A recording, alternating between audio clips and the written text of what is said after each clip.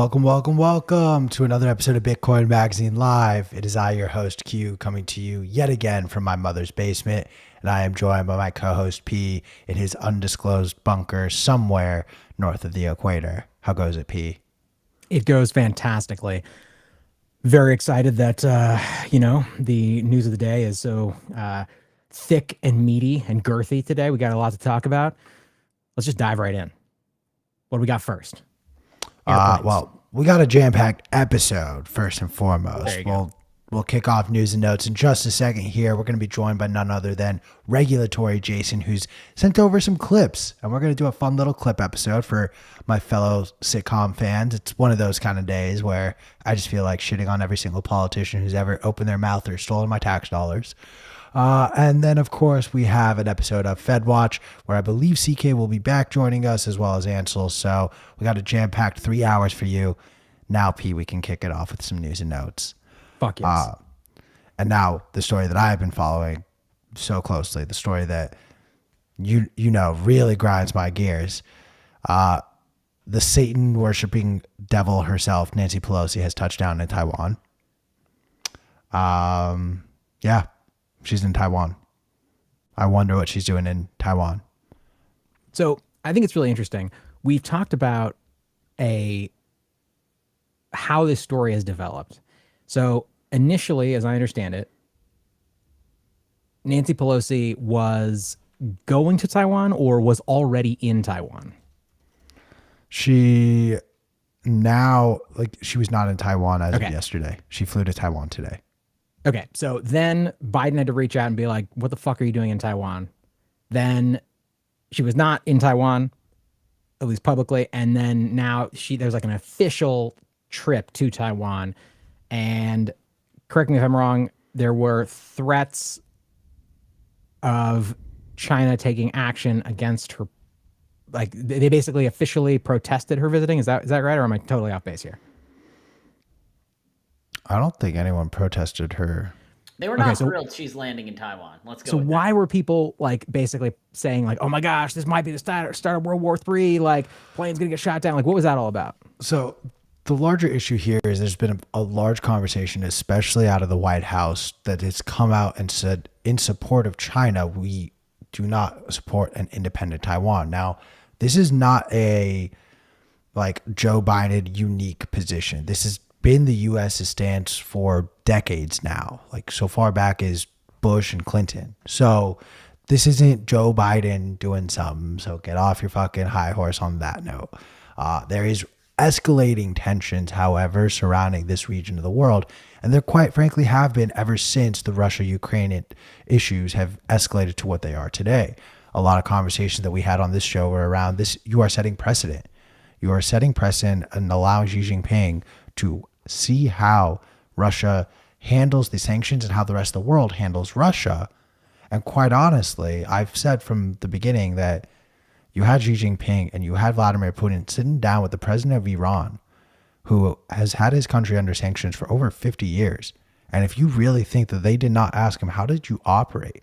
How is Iran still standing 50 years later after the U.S. put it under sanctions? You're naive. I'm sorry. But they've been planning this out, and we're starting to see little moves that send a signal to me that China will attempt to do something to Taiwan. And to be honest, China is going to read Nancy Pelosi's move as an aggressive action against what they want. So this is fucking ridiculous that no, Siri, go away. This is absolutely ridiculous that a congresswoman who has so much money tied up in any decision made around Taiwan is the person who is going and advocating for Taiwan. Like, human rights of it aside, that's not what her intention is. It's naive. Now, there are a host of other issues with China getting and controlling Taiwan, but fuck you, Nancy. She wants to pump her bags. And Q, I know you're going to love this chart. I'm about to pull it up. So, Chris, what is this chart we're looking at? So this is the congressional returns on semiconductor stocks specifically. So not S&P, only semiconductor stocks. And if you look down here, Nancy Pelosi's only got 5% returns on semiconductor stocks. When you got Ron Wyden all the way up here at the very tippy top, 125% returns since January of 2020. So she's going over the pumper bags one way or the other, is my opinion on, or this whole take on it. Q, I know you're a semiconductor man himself that owns the shit coins that we call equities. So where do you fall on this chart, my man? I kid you not.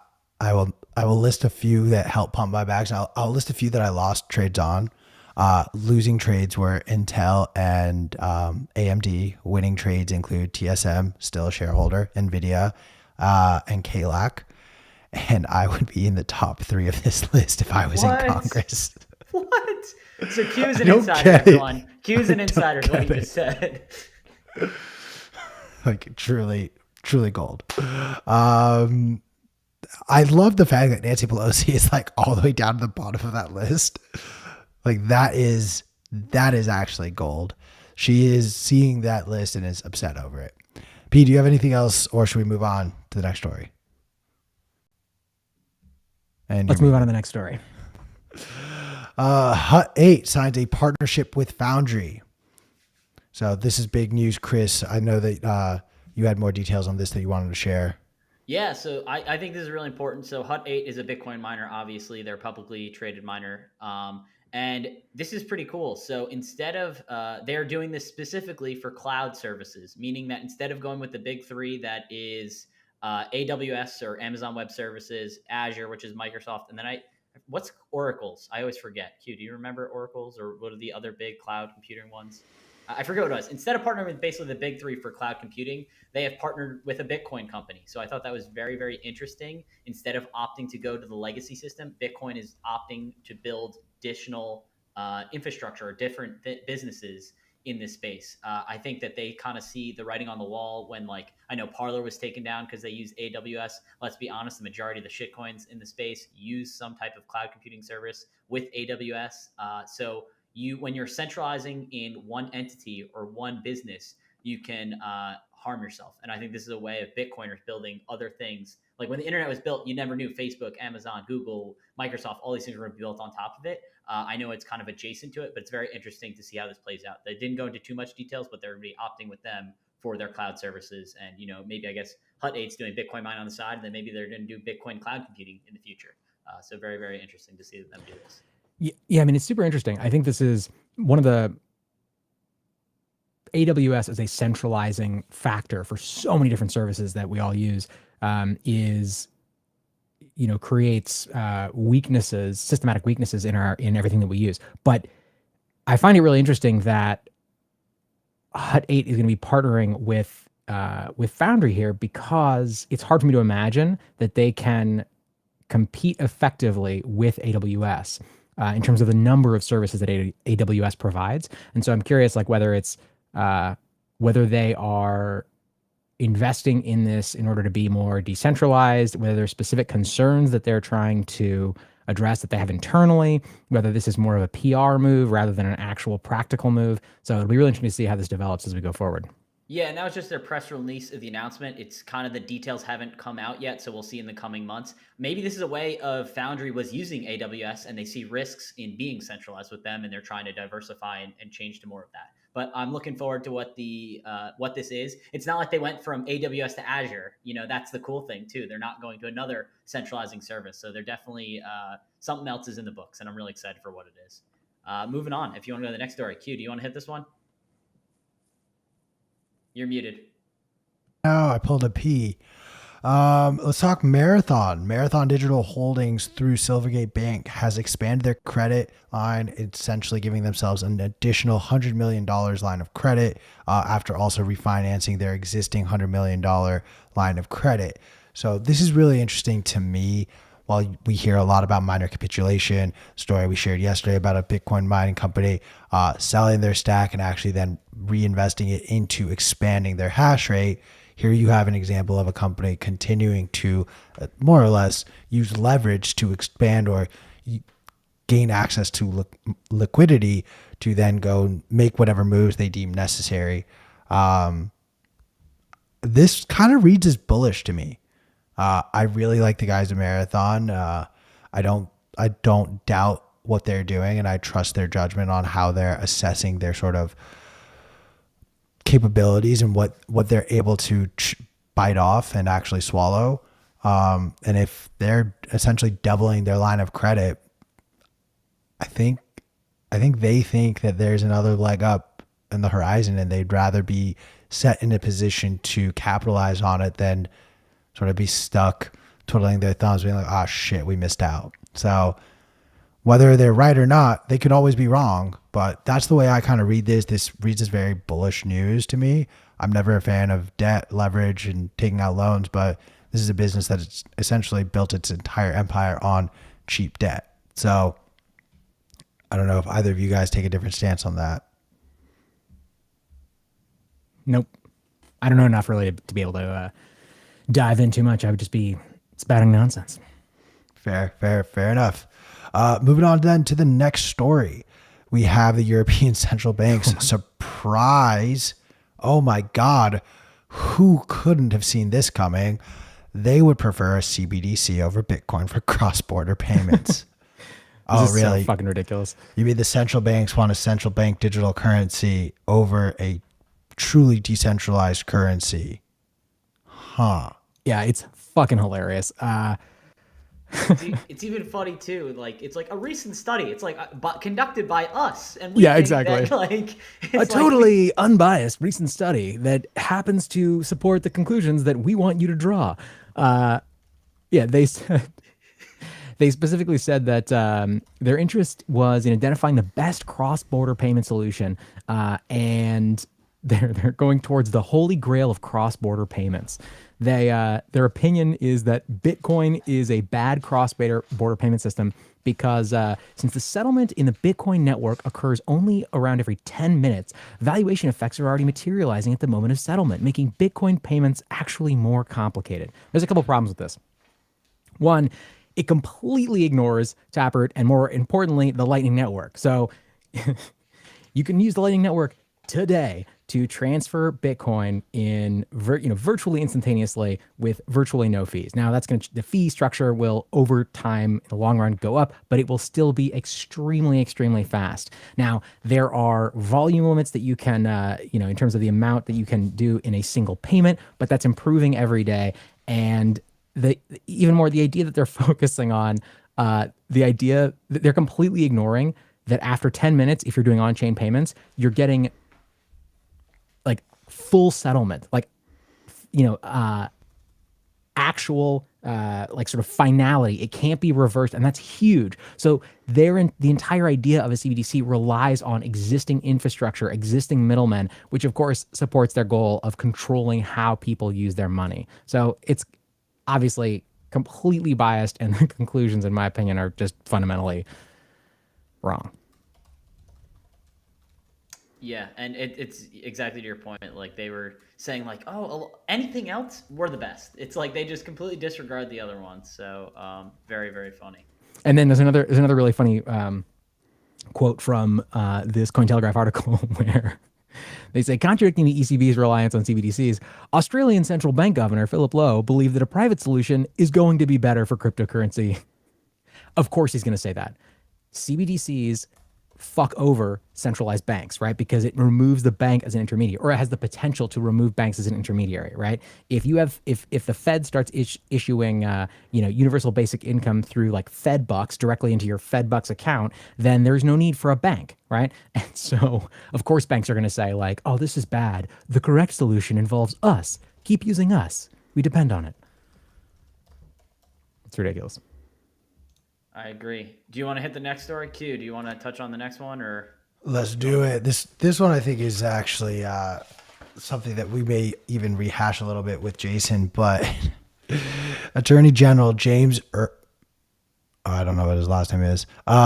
Attorney General of New York urges deceived crypto investors to essentially report on platforms and projects that could be scams. This is off of the dramatic devaluations of Terra and Luna virtual currencies, and the account freezes on cryptocurrency staking or earning platforms such as Anchor, Celsius, Voyager, Stable Gains.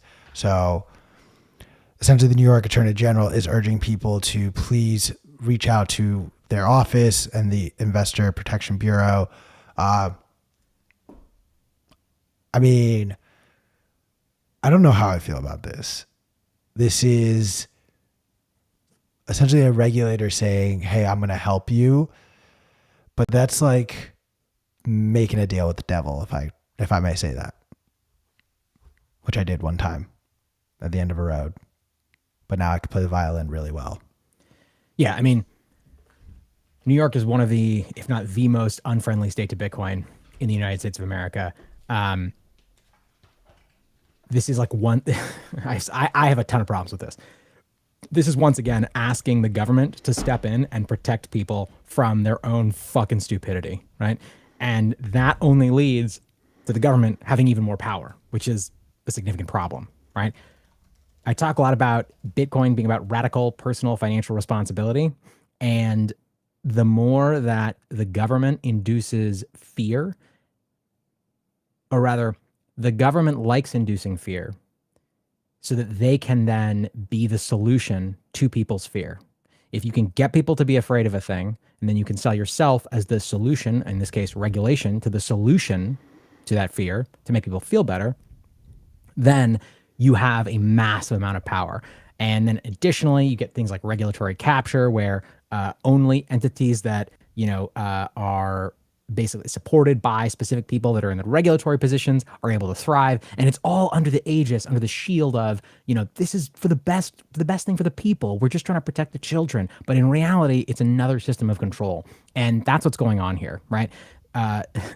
The New York Attorney General is like, oh shit, this is a thing in the press. A lot of people lost money because they didn't listen to people that tried to warn them off of it, because they got sucked into the these promises of free gains and eternal riches.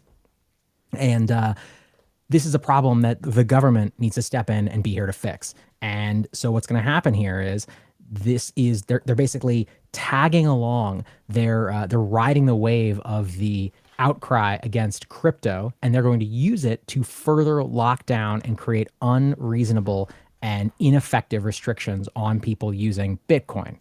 So it's all bad news. Whenever the government wants to regulate something and step in to try to protect people for their own good, it's a fucking problem, and we should categorically reject it.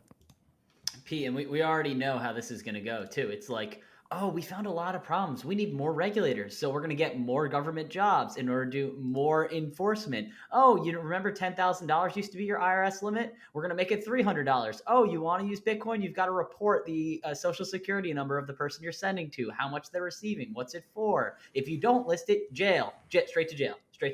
That's literally what this is going to become. It's very interesting too. And P, maybe you want to talk to this about the Lightning Network, how, like we've talked about before, being a receiver of Lightning, it obviously kind of doxes what your Lightning node is, but a sender is very private. So like, how do you record something that is super private? Exactly. Yeah. So what ends up happening here is these are regulations that get put in place, or potentially get put in place, by people who don't understand the fundamental aspects of how these systems work. And we're going to be talking about this, in 10 minutes with Jason Brett, who is a fucking genius and spends all of his effort trying to fix the type of issues that I'm talking about right now. But these purely reactive regulations go into effect, and they're made by people who don't understand these systems. And what they end up doing is just hurting the people of the states where these things get implemented. Because what ends up happening is the innovation and the money and the brain trust that might go to these places, these states, in this case, New York, to continue to develop systems, basically just say, fuck it. And they go out and they go elsewhere. And so, there's a really significant reason, it has to do with taxes and a million other things, why we are seeing this mass exodus from places like California and a mass exodus from places like New York to states that are, for the people that are leaving, viewed as better, less expensive, all these other things. But as it relates to Bitcoin, These regulations just basically preclude Bitcoin companies from operating in these states, and it's fucked up. You're telling me that my great state that is now under a state of emergency is not a wonderful place to live? Who would have thought? What do you mean for monkeypox? I mean, look, Dictator Newsom at it again. This is not on the news story. I've hijacked news and notes now to my fellow Californians. Do not fucking listen to Gavin Newsom. This is a disease that has hospitalized 800 people. That's it. And we are in a national state of, or a declared state of emergency for this exact same reason that he did it 2 years ago, which was not for the safety and betterment of people. It was because he fucking has a lot of donors out of the medical space that he can now, under this state of emergency, give no bid contracts to the companies and businesses that put him in power. Pay very, very close attention to what stuff and what money gets sent out from the governor's office now and what corporations get it. I promise you, there's going to be a nice long connection of companies getting money from Gavin Newsom who had since donated to his campaign. Sorry, needed to hijack it. Yeah, and even, I guess if you want to equate this back to history, we talk about Democrats and Republicans. You know, we're very apolitical on the show. I mean, Q says he's a very left-leaning, and he'll announce it, but Bitcoin's for everyone. I mean, this is exactly what George Bush did during his administration. He would bomb towns in Afghanistan, then give no-bid contracts to be like, oh, a company in the U.S. is going to fix up this area. And, you know, basically to your point, like it's a lucrative multi-billion-dollar deal. Oh, we're doing right. We're making peace in the Middle East by bombing the crap out of it, and then we're going to fix it up using American contractors. So it's a tale as old as time. I hate to say it, but that's the ugly truth of it all. I want to, I guess, caveat one more point. So I think what's going to happen with this, the going back to the New York thing of basically having New Yorkers rat out. I don't know what New York, the state, aside from their subjects, had for going after these companies because a lot of them operate in multiple states. I'm assuming they're going to find things and they're going to report either the FBI or the SEC or both for them to regulate broadly. This happens pretty commonly. New York's kind of considered the financial hub of the world, or at least New York City specifically. And even when you look at like Janet Yellen, she wants like a minimum corporate tax across the world. They're definitely going to try and push these regulations, not just in New York, but all of the United States, and then globally abroad. They're going to try and push things as well. I know we mentioned in the past BitMEX. They went after BitMEX because BitMEX said we're not accepting U.S. clients, whether you're a resident or you live there. And what they said is we only accept people from all other countries aside from the US. And then I think either maybe Canada as well. Basically countries that were enforcing strict KYC or AML laws. And what they did is the FBI raided BitMEX CEO's house and was basically like, you're going to enforce these to guarantee that you're not going to have US clients. They're like, well, we're not serving US clients. There's like, well, there's no way for you to prove it unless you do it. So they forced them, strong arming them basically to do KYC services, even though they were like, we're not operating with US residents or citizens. So it's really crazy, the clampdown of governments abroad, what they want to know and what kind of regulations they want to know in terms of their customers. You want to go to the next story? Q, you want to launch this one off? Yep. I think this is our last story as well. So on the heels of Jack Mallers telling everyone you got to play on his court, on the heels of Binance offering 0% commission on Bitcoin trading, River Financial has now entered the party as well. 0 fees for Bitcoin. In their statement from their CEO, Alex Leishman, 0 fee dollar cost averaging, Bitcoin native 100% reserve custody, Lightning Network deposits and withdrawals, River mining, and more coming on down the road. Winky face.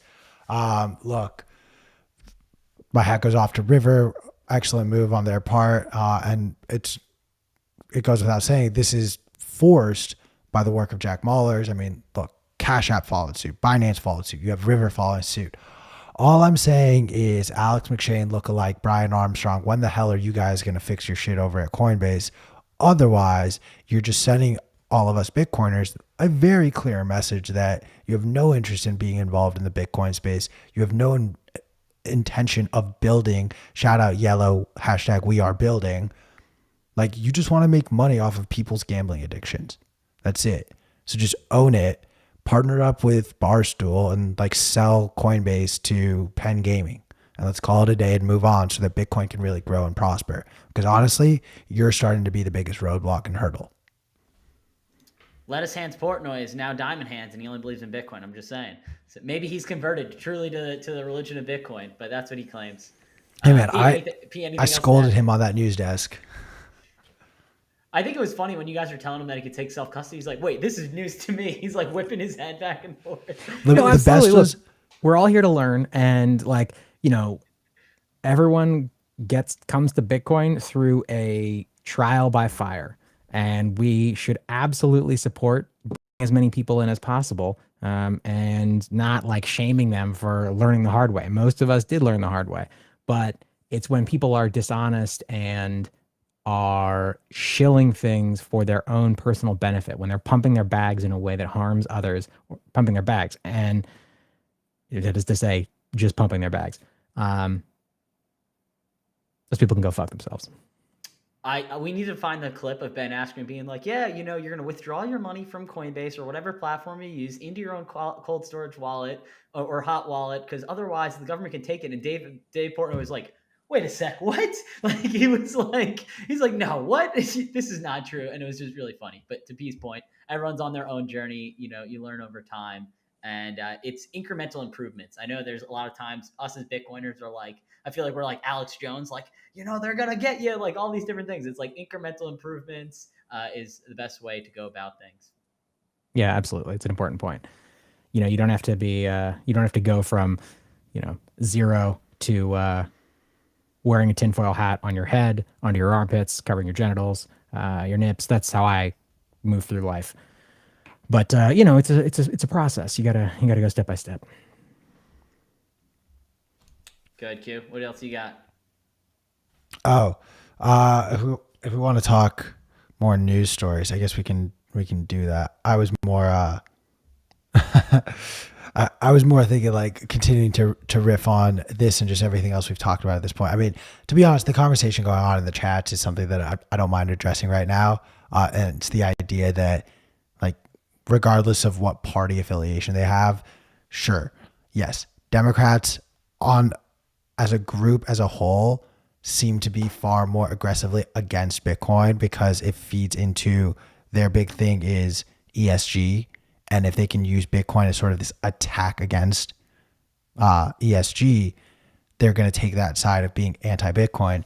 But I also think it's quite frankly naive to just believe that every politician who says anything good about Bitcoin has good intentions about it. We've seen politicians flip-flop on this issue and countless others throughout our life. I take everything every politician says with a grain of salt. I choose not to believe them regardless of what their party affiliation is. And I urge you, rather than just, hey, I'm a Republican and these Republicans are talking about Bitcoin like they fucking get it, excuse my language. We need to move past that. We need to stop aligning ourselves with these parties and really just start asking these tough questions of what actually has Ted Cruz accomplished? How many times has he flip-flopped on different positions throughout his career? How many times has he just aligned with the new thing to adhere to getting a certain number of votes so that he can continue to remain in power? I really urge you to not just align with people because they said the right thing one time. Like we need to stop just buying into these narratives. So I urge you guys to not just, it's a Republican, no, forget all of that. We're all human 100%. beings. And all of these people, Republican or Democrat, they are against us. They are not on our side. So I will just leave you with that. I said this before. I'll say it again. I view the Republicans and the Democrats as the Washington Generals and the Harlem Globetrotters. They basically just switch roles every 4 to 8 years, but they are all part of the same political machine. And to your point, Q, politicians absolutely, they are by their very nature fickle, right? They are beholden to their constituents, and whatever they think the most people care about, that is what they're going to do every fucking time. And that's just the way it works.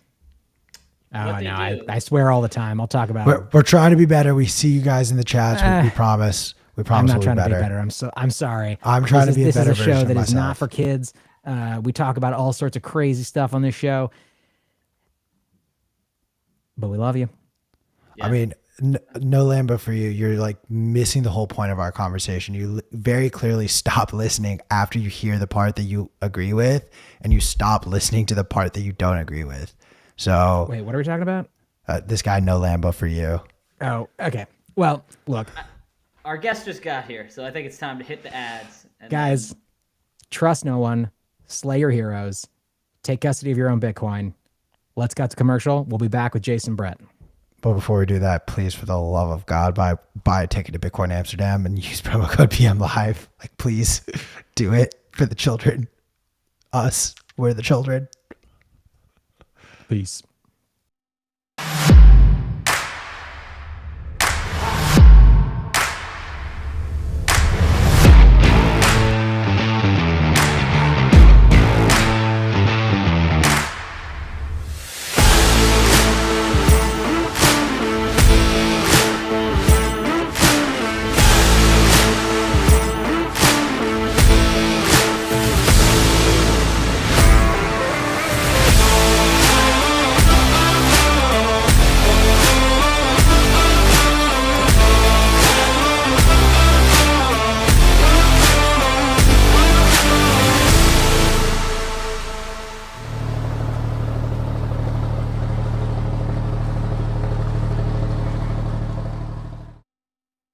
You are listening to Bitcoin Magazine. Listening to Bitcoin Magazine. Number one Bitcoin Magazine. You are listening to Bitcoin Magazine. Listening to Bitcoin Magazine. Number one Bitcoin Magazine. Sama.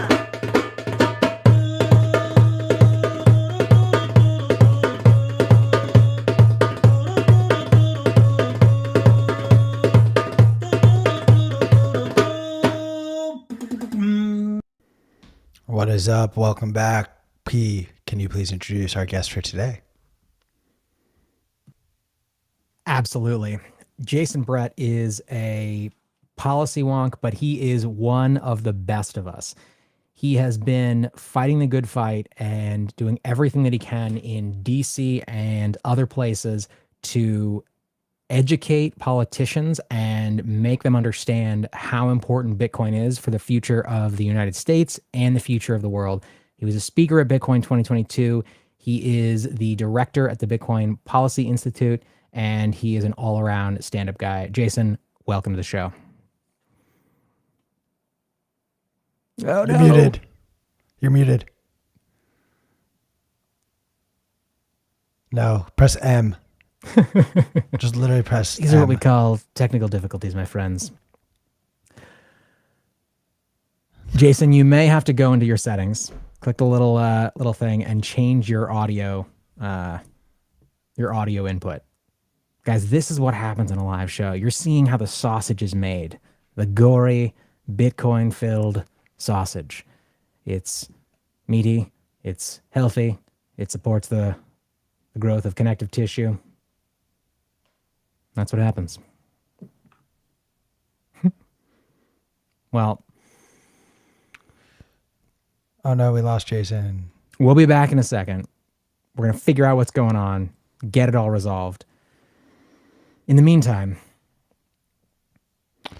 P, what are your... All right, I want to share a quiz we had internally at Bitcoin Magazine, because you have to take a quiz every day to have this job. If you didn't know, this is actually a very competitive and difficult job to maintain. And true. yesterday's quiz was, who are your top three Bitcoin politicians on the pro-Bitcoin side and the top three evil anti-Bitcoin side? So who's your top three? oh no, you got to answer that question first. I'll give you my answer. You're not gonna like my answer, but I'll give you my answer. And number one for the pro Bitcoin team, Cynthia Lummis. You guys are literally gonna laugh at me when I say it, but I'm gonna say it. I was the one who voted for AOC at number 2. Oh God, Pro Bitcoin. I did. the fuck is wrong with you? Just hear me out on this. And then rounding out the top 3, I truly didn't care, and I put Gillibrand. And then for my bottom 3, I had Elizabeth Warren as number 1. Truly the worst, despicable, terrible, absolute moron. Number 2, Donald Orange Man, grifter of all grifter, Trump, is terrible for Bitcoin. And then number 3 was Ted Cruz. And I'll explain my rationale for all of these things. I think for Elizabeth Warren and Lummis, no explanation needed. Why did I put AOC in the pro? She's actually come out against a lot of. Jason, you're back. Hello. Oh, thank God you can rescue us from Q's tortured explanation for his terrible choices. Oh no, we still can't hear you. All right, so Disaster Jason now strikes. gets to hear these things. Oh So- my gosh. All right. What are we gonna do here? Why don't we Chris, is he muted? Like, does it come up as muted or does it come up? All right. Here's what we're gonna try. Chris, magical producer, is there anything else you think we can try right now on the call? Any settings we can change? Well, what I might suggest, and again, sorry to our wonderful audience, you have to experience this this process. We're improving things every day. Chris, maybe jump over and see if we can figure it out in a different chat, and then we'll be back hopefully with Jason Brett very shortly. In the meantime, Q, Okay. let's get back to your fucking awful answers. So, all right, I've been getting attacked for my call on AOC being good for Bitcoin, and here are the logical reasons why. A, she has not come out and said any of the ESG bullshit FUD. She has actually gone out of her way to avoid these types of comments, and has on repeated occasions when pressed said she has not yet done enough due diligence on the matter to comment in that vein. That is not what any fucking politician does. That is actually such a thoughtful take. She specifically actually says that she does not own any because it is too much of a conflict of interest, almost as though she is pro getting all of these insider trading laws into effect, also a net positive in this space as a whole. She has expressed a very deep understanding and commitment to learning more about this space. What I worry about, and where she can literally get flipped to the other list, is if she gets a lot of Web3 donations. If she all of a sudden starts getting looped in with the next NFT. She is far more a celebrity than she is a politician. I agree with that take. I just think there is this opportunity where, in the same way that a lot of lefties just listen to Elizabeth Warren and whatever she says, it goes, there are a lot of people who also listen to AOC that blindly. And if AOC starts to come out and really understand that Bitcoin can help bank the unbanked, Bitcoin can help get rid of all of these bankers who feel the need like they deserve 1 to 3 to 5% of your money just because you decided to spend your money. To be quite honest, ignore your hatred for her. That actually is a viable path for the Democrats and left-leaning people to start to really enjoy and appreciate what Bitcoin can and will do. So ignore your personal feelings about her and understand, of any politician in this space, she has actually put forward the right steps to learning about it. And I leave it in her hands to whether or not she actually ends up on the good list or the bad. Now, why do I think, what's his face? Ted Cruz and Donald Trump are the grifters of all grifters? I mean, first off, Donald Trump has literally come out and said he doesn't believe in Bitcoin as a man who claims to be a billionaire. And I emphasize he claims to be a billionaire. You're muted, P, so I'm going to keep on my roll. Hold on, wait. Here's the thing. It's not about what people say. It's about what they do. So I am no fan of Trump, but the thing that I care about is whether the actual legislation that people put into effect has a positive or negative effect overall on Bitcoin. On that note. Hello? Yes! Incredible. We got it, guys. Thank you for sticking with us. Jason, you look amazing as always. Thank you. What's going on with this suit? Who are you wearing? How's life? It's a beautiful Armani, and Nice. it's Classy. like lobbyist, think I don't have the alligator shoes though. I have Bitcoin sneakers, so I'm not that bad of a lobbyist.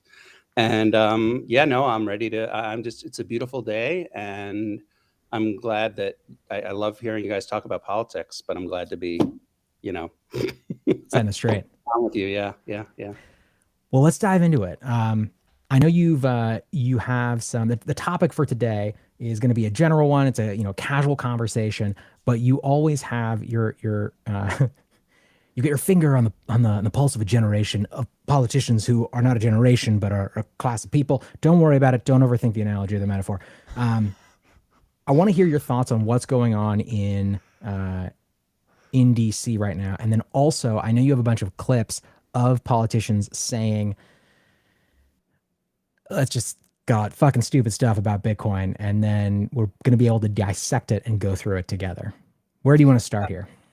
Well, I'd love to just give you the overview of what's happening in DC. And what I thought too today is this is almost like a one-on-one. How does politics work, and what not to do in like a hearing if you're ever in Congress, and like kind of how things are how the sausage is made, so to speak. And then yes, there will be some stuff about Bitcoin too, but I thought it'd be entertaining to just understand a little bit of, unfortunately, how things like go off the rails and our taxpayer dollars are just not at work. It's actually good because it's sort of comedy. And I think, art and comedy have a nice thing to do for society. But this is just like train wreck central that we're going to listen to. Before we do that, speaking of train wrecks, they've been trying very hard to get a bill out on stablecoins. And the truth is, it takes a long time to get any legislation done in Congress unless there's like something seriously wrong. And with the Terra Luna stablecoin, the algorithmic stablecoin that we all saw collapse, there's a lot of pressure to regulate this market. But despite some negotiations from Treasury, from Maxine Waters, who's the Democrat, the chairwoman of the House Financial Services Committee, and Patrick McHenry, who is the Republican on the from North Carolina, who's the ranking member. So there's two sort of leaders, right? We're negotiating with people in Treasury, and it turns out that they couldn't reach an agreement about stablecoins. There's a lot of sticking points. The bill has whether banks can do it or whether only non-banks can issue these types of things. So without kind of going into the whole like tether FUD concept, the pressure points right now for DC are, there was this massive collapse in our cryptocurrency ecosystem with Terra. We're still seeing the fallout with Celsius, Voyager, everything.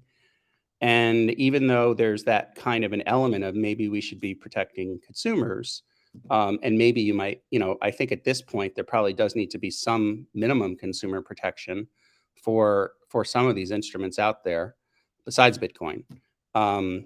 They weren't able to get anything done. And now it's August.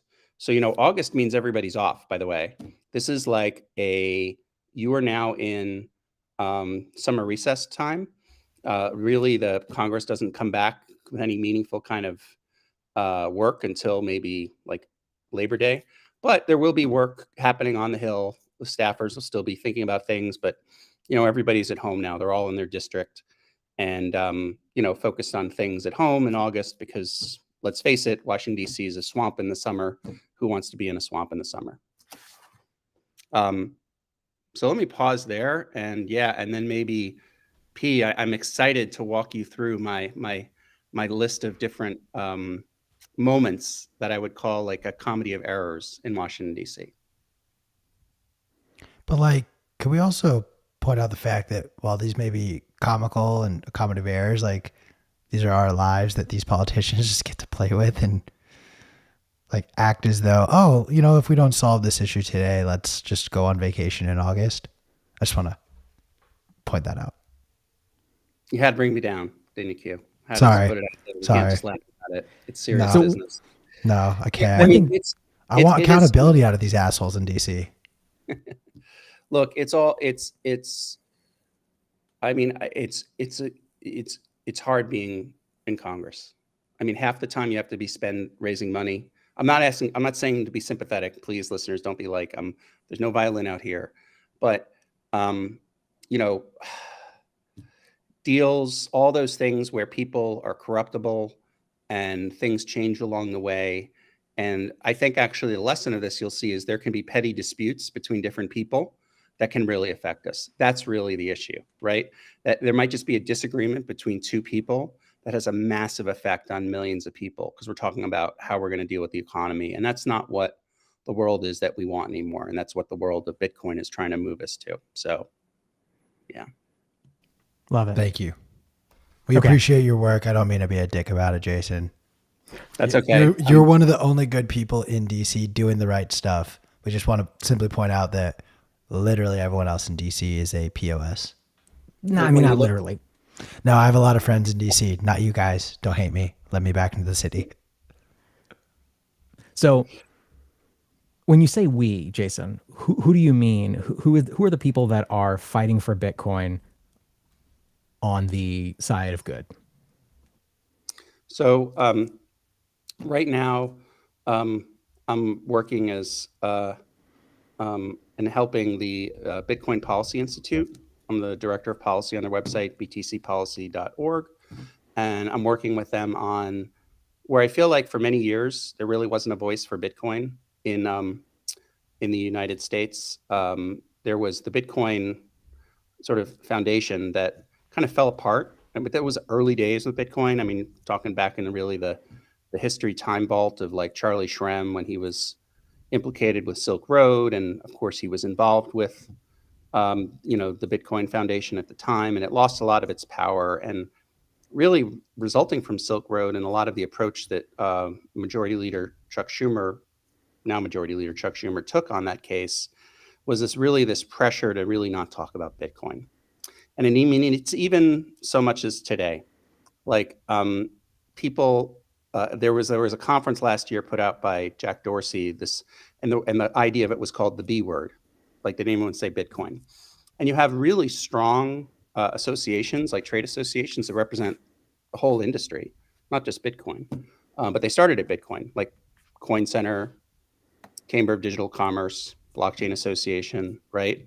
So I mean, Crypto Council for Innovation, crypto, blockchain, Coin Center, digital commerce. Like you're not hearing the word Bitcoin, right? So I was really proud when David Zell told me he was starting the Bitcoin Policy Institute, to work and support this initiative, because I think very often that there's an expression in DC: if you're not at the table, you're on the menu. And if there's really no one representing Bitcoin in DC, there could be laws that could very well help Bitcoin that might be there to help the lobbying interests from the other coins that have much more people behind them and much more money behind them. But sometimes maybe it's not in the best interest, right? And so I just think it's important to have some sort of a voice. So the Bitcoin Policy Institute is great. I do want to reach across the aisle, as a good politician would say. One day when I run for Congress, I can say I'll reach across the aisle. But I mean, to like the Blockchain Association, Coin Center, Chamber of Digital Commerce, all these groups, because we want to work with them, right? We want to work with all the people in DC, and we just want to make sure that the largest asset in the space, has the right representation, but also to have a self-interested party there. I know a lot of people in the space don't believe in politics at all and don't think that's needed, but my story is an interesting one. I've been on your show before, but I mean, I came from the FDIC. So I was a regulator during the financial crisis.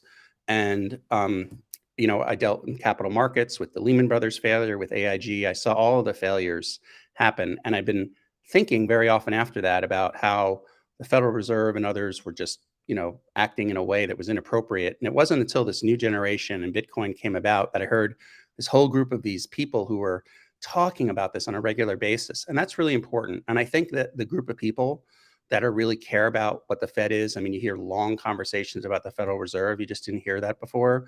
They deserve a voice. They deserve a voice in DC. And that's what I'm hoping, can be generated here, where it's not like Bitcoin or, okay, fine, we'll talk about Bitcoin too. It's no, this is about Bitcoin. What do we think the best environment is to make sure that we make this country one of the best places, if not the best place on earth, to own Bitcoin, to have your personal property rights protected, have your privacy protected, and no one should be able to interfere with that. One of the things I did recently, and I'm working on with a politician in Texas, is sort of this concept of like a Bitcoin Bill of Rights, or what would be in a resolution, let's say in the state of Texas, about what rights Bitcoin miners, people that want to transact in Bitcoin, have, and how can we maybe start with like a resolution, but then kind of grow it from there to be, enshrined in law. One day, I think maybe even in a constitutional amendment, it's going to be necessary for us to have to, protect the rights of Bitcoiners. Got it. What do you think of this? The is it legislation proposal in New York asking for people to come forward if they think they've been scammed in the crypto space? How dare you laugh at that, sir? Let me tell you, This is it's my actually serious a face. really serious thing. Let me tell you. So the CFTC put out a warning in March, okay, of this last year. And the warning was about people who are getting scammed by crypto, but in dating scenarios, in relationships. So, for people who maybe get an occasional text or whatever that says like how your trade is going, or, and this has been on TV too, but what's become a problem, and it's actually the Federal Trade Commission did a study from January 1st of 2021 to March of 2022. So over a 15-month period, they figured 1 out of every $4 that people are coming forward and saying they've been scammed out of is from crypto. That's the highest payment of anything else. So there's very much the idea of a crypto scam is like a big deal now in Congress. They just had a hearing about it last week. It was literally called, I think, crypto scams. And so the Federal Bureau of Investigation put out a warning that there are a lot of these fake apps on either Google or Apple, that about trading, and then you go in to put your money, and then literally there's, you're not trading anything. So this is a serious thing, and this is something for folks to keep in mind. Like, I know we always say don't trade on exchanges, but if you are going to use a Coinbase or anything, you're not going to use your Ledger Trezor. Really make sure you do the right research to understand what you're doing. But there's a lot of pressure. But the biggest scam has been people who get into relationships and then they're taught how to trade crypto. I know you guys are laughing, but that's okay. Taught how to trade crypto and then they lose a lot of money. And there's a lot of heartbreaking stories out there. And that's the big thing right now. Remember Nigeria, the whole thing of there's a prince from Nigeria that wants your money, which, by the way, if you talk to people in the FBI and others, that's still a thing. People still send money when they get an email from a prince in Nigeria that desperately needs money. People will do a lot of things for love. And now that's really one of the biggest issues broadly. I mean, scams are rampant, and it's increased by an amount that now even Elizabeth Warren last week, Senator Warren, has announced she's introducing a bill into Congress, a cryptocurrency bill that's going to help fight these kinds of scams. But I think the romantic angle, again, if you Google it under CFTC, they put a warning out about, people contacting you, getting in relationships, and then getting you to start trading crypto, and then you lose all your money. So the thing that I don't understand though is why He's trying to find out if his fiance is real or not right now in real yeah, time. exactly. What are the signs, sir? How would a friend of mine? No. I was saying this before you jumped on. I feel like this is nothing new. As you said, people get scammed all the time in multiple ways, and I think by focusing energy or more energy than is reasonable on the idea that cryptocurrencies are all scams. Now, I would say that cryptocurrencies are scams. Bitcoin stands apart from that. But unfortunately, in the eyes, as I understand it, of regulators and politicians, they just get all lumped together. So I feel like this is something that yes, it is a problem in the same way that, people getting in car accidents every day is a problem. What is it, thousands of people die in car accidents every day? And that's just yeah, it's just sort of a fact of life, and you're responsible for driving effectively and safely. I just feel like it's propagating fear in order to drum up support for restricting ultimately Bitcoin because people are afraid of it. What do you think? Am I reaching too far?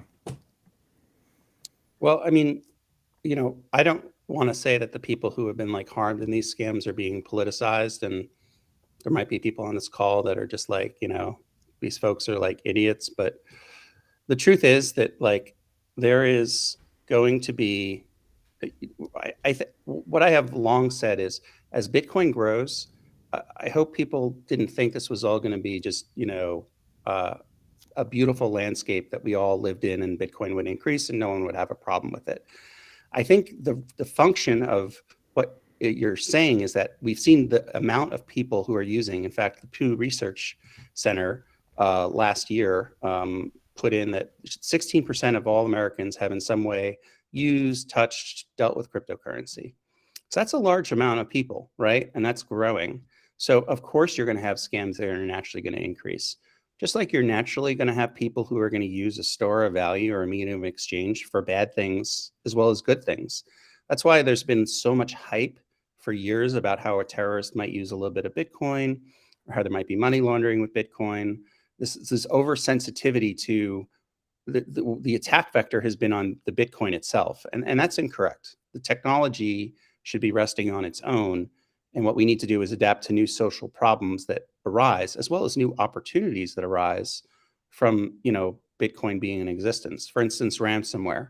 It's a perfect example. That's what I explain to people in Congress and senators all the time is, first of all, would you rather have somebody like, rob you in person, or would you rather them be like 2,000 miles away? Well, obviously you wouldn't want any of that to happen. But if you were going to have somebody who was, attacking your computer systems, and then they've figured out this way of they're going to ask for Bitcoin, first of all, we should be happy that they're asking for Bitcoin because everybody knows, transactions can be broadcasted. You have a chance of retrieving it. But it's just part of the society we live in, just as if it's a wire transfer or people who rob banks. They always said Willie Sutton. That's why do you rob banks? That's where the money is. Why are you asking for Bitcoin and ransomware? Because you know that that's the way that something could be transferred. And if it's transferred out of country, then, you can work with the FBI and others to try to get it back. But it's just a social problem that exists. And there will be other ones that will exist, just like there'll be opportunities for people to hodl Bitcoin and make money and be self-sovereign. So you're going to have problems, and you're going to have, the good and the bad. We have to take both of it. With the increase of this, we can't put the genie back in the bottle. Okay.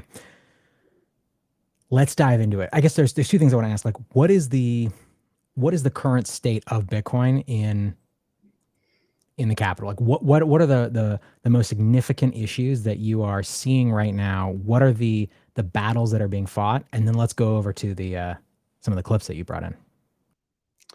Sure. So right now, it's about the energy use of Bitcoin.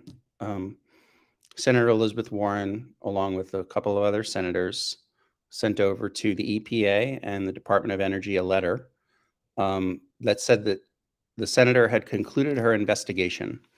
Earlier this year, she had sent out letters. First of all, I didn't know senators conducted investigations on their own. We're still trying to figure that one out. Anyway, she sent out letters. Yeah, she sent out letters to 7 Bitcoin mining companies, the largest Bitcoin miners in the US. They all had to supply information to be responsive to it. Now, the Bitcoin Mining Council every quarter also collects the same kind of information, right? How much energy, all the other aspects of the operations.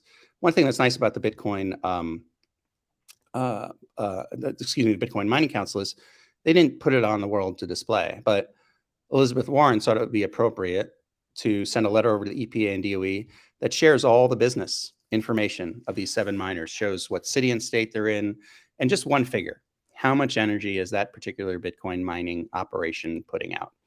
And so when you look at it, it adds up, and they found that this correlates to the city of Houston. It doesn't really go into renewables, doesn't go into anything else about where Bitcoin and the energy debate is actually something that is very nuanced and needs to be understood a lot more by politicians. But what she is asking for, so there's 2 things.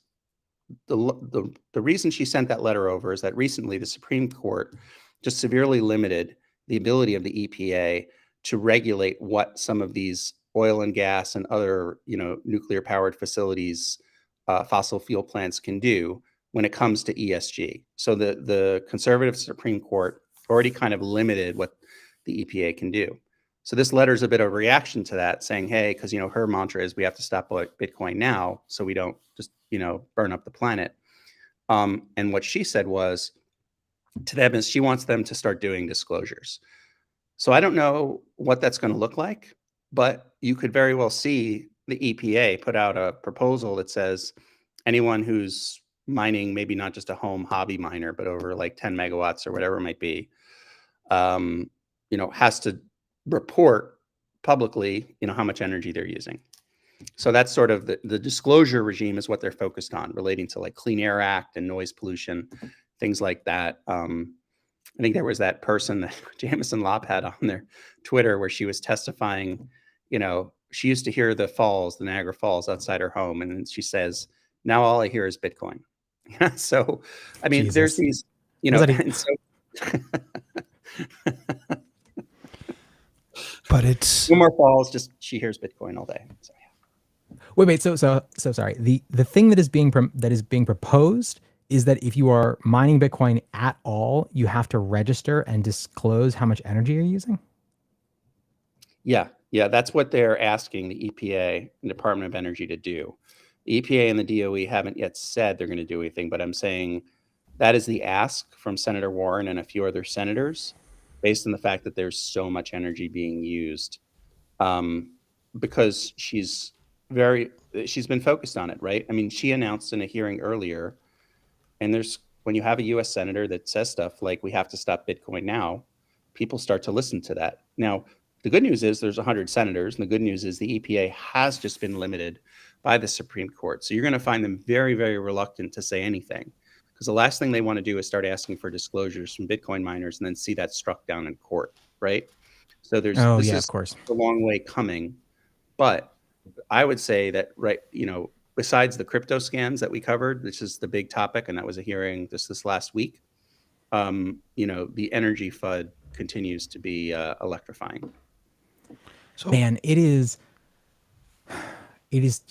never stops being infuriating to me, the frame of that argument. Like it is a mistake, obviously, to engage and to try to argue with people around like, well, do you use a clothes dryer? Do you use a washing machine? Do you put up Christmas lights during Christmas? Because all of those things use more energy than the entire Bitcoin network. It's a mistake, obviously. Those statements are all true, but it is a mistake because the real thing that is ridiculous is if you're paying for power, you should be able to say how you use it, as all those other things that I just mentioned. That's the case with all of those. But it is infuriating. Like, I also think there's a part of this that, Jason, you touch on that I'm genuinely curious how the EPA will handle it off of the heels of the most recent Supreme Court case. I feel like any of the proponents of Bitcoin, quite frankly, and correct me if I'm wrong in saying it like this, do not have the reach and do not have the soundboard that someone like an Elizabeth Warren unfortunately does. And in turn, she's able to be heard in this way where Senator Lummis, unfortunately, her and Senator Gillibrand's bill, I'm not necessarily saying it's dead, but it's now stalled. And somehow Elizabeth Warren is sort of coming up out of nowhere with this new bill to push things forward. What if anything, can legislators that are against this bill try to do to inhibit this without just relying on the EPA to somehow grow a spine today or tomorrow? So Q, there's no the Lummis Gillibrand bill is absolutely not dead. It probably won't get passed this year. Elizabeth Warren introduced the bill right after Lummis had been at the same hearing testifying for 5 minutes, and pleading with other senators to pick up the Lummis Gillibrand bill as a solution to a lot of this. Warren doesn't seem like she has any Republican or Democratic counterparts yet to her bill, so it won't be bipartisan. And when Elizabeth Warren announced her new bill, she was looking across the way, probably at Senator Lummis, and it was really one of these nanny poo poo, I'm putting out my bill, not yours kind of thing. And I mean, it's ridiculous. It's just a little bit of a game on her because she has this big platform and she wants to amplify her voice. And so for the Lummis Gillibrand bill, I think you can probably start to see movement on that early next year. The end of this year, a lot of things are awash, but this is headway. Believe it or not, it can take 3 to 4 to 5 years to actually get a bill passed. So, Lummis Gillibrand bill saying, Bitcoin is, if we can maybe modify it, say Bitcoin is a commodity and just sort of firm that up and maybe even get some better things like the tax breaks for Bitcoiners and other things into the bill. There's that opportunity.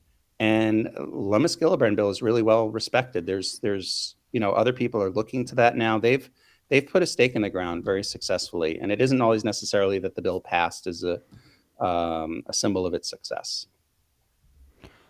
Do you mind, for those of us who don't spend our lives in the cesspool that is DC and really understand the nuances of like how these bills, like what is required for Senator Lummis's bill to actually get put to a vote? Like how many more senators need to come out in support of this bill for it to actually get its day in, to have an actual vote on this bill?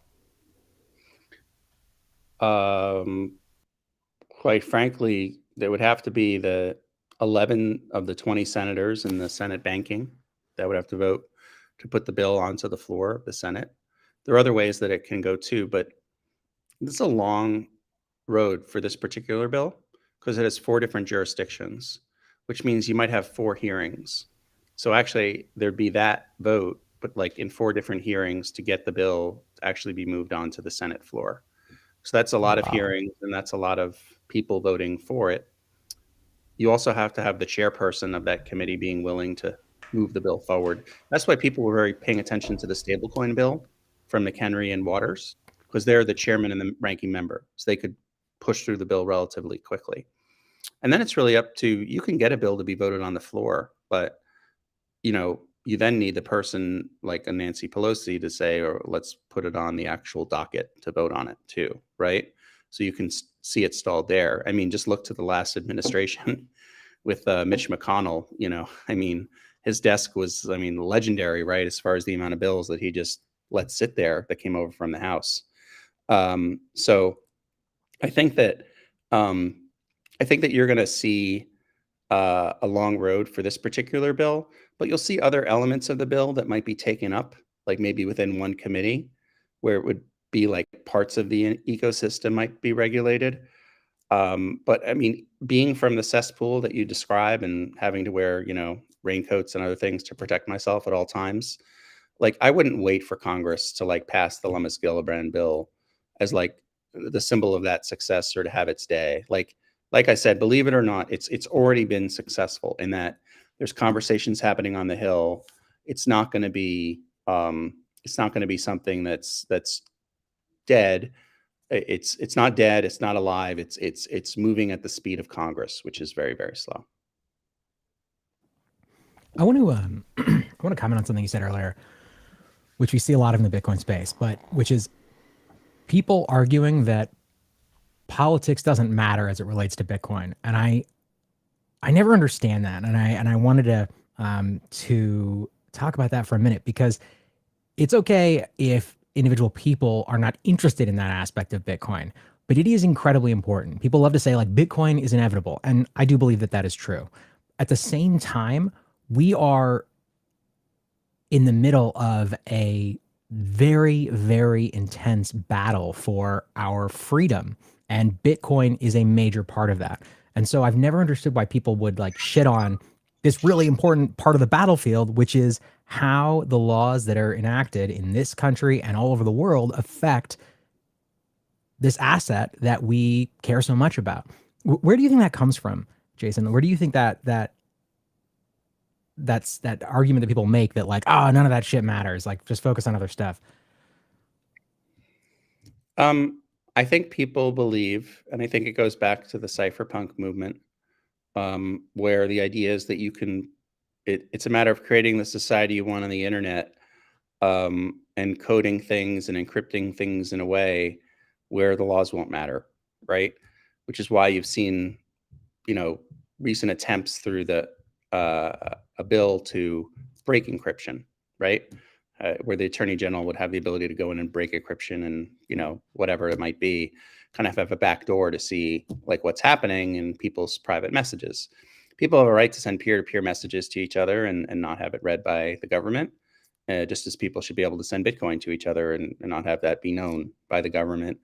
Of course, there's the rule of law, and if there's, criminal activity, that's where that would potentially change. But I'm not one of those people. I wouldn't probably be wasting my time in DC, because it would be considered, and probably is by a lot, to be a waste of time. But I do agree, though, with the notion that, you can create maybe a universe, on the internet that, with coding and people, you do enough coding. And we've already proven the thesis, right? Bitcoin, in a sense, has already won its first battle, because no country has been able to take out Bitcoin, right? No country's been able to stop it.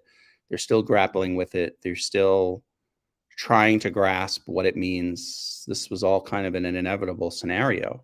So, I mean, that's where I think people get the confidence maybe that doesn't matter what the government does. Look, it's going to do this, it's going to do that. Now, at some point or another, maybe they can't end Bitcoin, but I have news for you. If, think about prohibition, right? In the 1920s, people demanded, to drink, so that sort of went away. But it drove everything underground. Underground people, people still mining Bitcoin, even if but they could ban the activity. I mean, look at China. That's way off the table thanks to the Lummis-Gillibrand bill. But I mean, there are things the government could do that could really, let's say, slow the adoption of Bitcoin. And that's why I think people should pay attention, at least minimally. I agree. Okay, should we get through some clips? What do we think?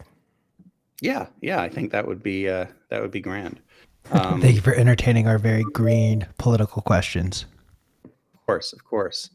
So I don't know if the first one's queued up, but I just wanted to give you a little bit of aspect to this. So, Chris, do you have the first one ready to go? And get us queued up for these. Roll the tape.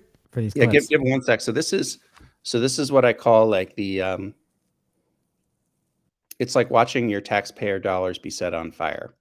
So it's a few years ago when you had Maxine Waters and Treasury Secretary Steve Mnuchin. Now here's the story. Mnuchin's had been there for like 4 hours. So it's pretty much time for him to go.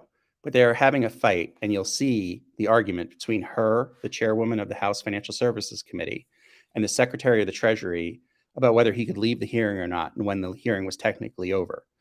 So it's a 4-minute conversation that happens between the two of them. And here's the funny part, just this backstory. He kept on saying he had this meeting to go to. Oh my God, I have this meeting to get to. I have this meeting to get to. So it turned out like this with these foreign officials. It turned out there were people from Bahrain, like, high-ranking officials from Bahrain, but they were sitting outside Mnuchin's office and they were watching this all unfold on TV. So, I mean, think of the embarrassment to America. And they said, we're in no rush. If we have to wait an hour, we'll wait an hour. But Mnuchin's like, I got to get out of here. I have these people waiting in my office. So with that, let's go to the Waters versus Mnuchin battle. We would like to have a press conference in this room following. I'm going to cancel that. I don't have time for that, so I'm not Well, doing that's what I was going to press. ask you, if you would, instead of having the press conference, continue with those members who have been waiting here for so long. And I think what I thought I originally heard was 5:30 rather than 5:15. So is it possible you could give us another 15 minutes to get to No, these I members? have a foreign leader waiting in my office at 5:30, okay? I agreed to stay longer. It will be embarrassing if I keep this person waiting for a long period of time. I wasn't going to have a press conference. I was going to have a short press gaggle. I'm not going to do that. And I've assured you, I'm happy to come back here and answer more of your questions. I respect the committee, and we want to have a good working relationship with you. So I hope you'll understand I'm already going to be late to my 5:30 meeting. I do understand. We're late all the time, unfortunately. We're all pressed for time, and I do get it. However, I think I indicated early on that we would request or require that you come back at least 2 more times in the month of May. Is that something you're agreeing to? No, Madam Chair, I find this to be, I have here every single time Jack Lew and other people came here. There's never been anybody that's been here more than 3 hours and 15 minutes. I've sat here for over 3 hours and 15 minutes. I've told you I'll come back. I just don't believe we're sitting here negotiating when I come back. We'll follow up with your office. How long would you like me to come back for next time? I've told you I'll accommodate you. I appreciate that, and I appreciate your reminding us of the length of time other secretaries have been here. This is a new way, and it's a new day, Okay, well, and the it's a pr- new the pr- chair, okay, and well, I have the gavel at this point. If you wish to leave, you may. Can you clarify that for me? Yes, clarify is this. So If I'm you wish dismissed. to leave, you may. Okay, so we're dismissed, is that correct? If you wish to leave, you may leave. I don't understand what you're saying. You're wasting have your the- time. Don't remember you have a foreign dignitary in your office. I would just say that the previous when the Republicans, they did not treat the Secretary of the Treasury this way. So if this is the way you want to treat me, then I'll rethink whether I voluntarily come back here to testify, which I've offered to do. Mr. Secretary, I want you to know that no other secretary has ever told us the day before that they were going to limit their time in the way that you're doing. So if you want to use them as examples, you have acted differently than they have acted, and as I have said, if you wish to leave, you may. If you'd wish to keep me here so that I don't have my important meeting and continue to grill me, then we can do that. I will cancel my meeting and I will not be back here. I will be very clear if that's the way you'd like to have this relationship. Thank you.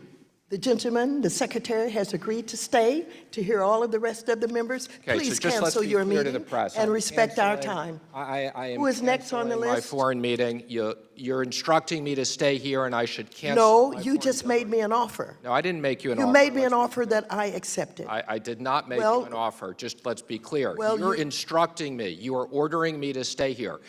No, I'm can not either- ordering you. I'm responding. I said you may leave anytime you want.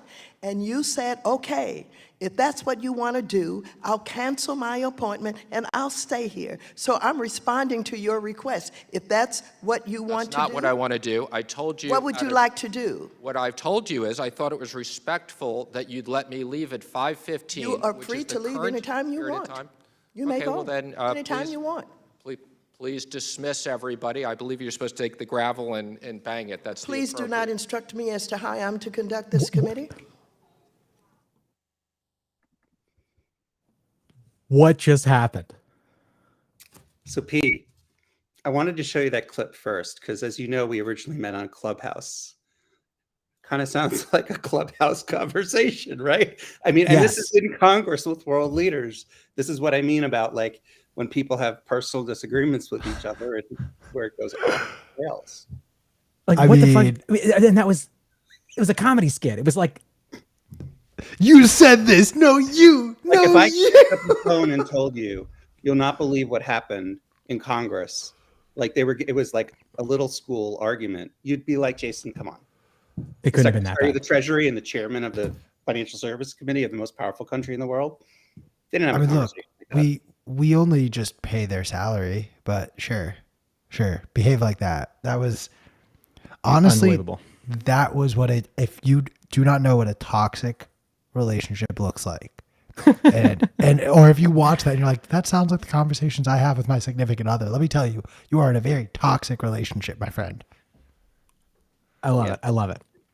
So that's like kind of again, that first one is to illustrate to the listeners what they probably already knew, which is talk about wasting of time and wasting of our money. And then Q, to your point, in all seriousness, that kind of conversation devolved, and that's on taxpayer our dime. You know, this is government money. So so the next one the next one is, this is my tip on what not to do if you're questioned by Congress or if you're ever in a hearing. Because what you're about to see next, P, is this is somebody who was brought to the Consumer Financial Protection Bureau, and it actually just created a sandbox for things like cryptocurrency and fintech. The problem that he has is that he erased part of his resume on LinkedIn to hide part of his past. And a representative holds his feet to the fire, and you're just not going to believe what's said in this next clip. So if you both are ready. Let's do it. Roll the tape. Uh, Oh yeah. So so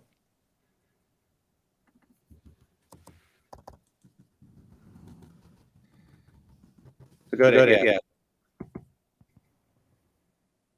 there's a crazy echo.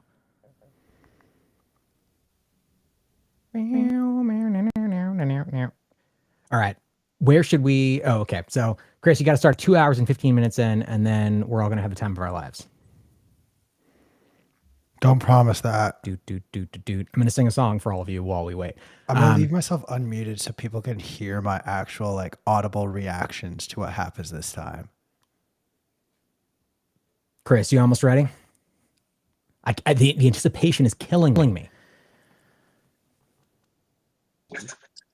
The agency issued interpretive letters clarifying that national banks could offer services such as custody for digital assets that they historically offer for traditional assets, and that national banks could participate in independent node verification networks to facilitate payments.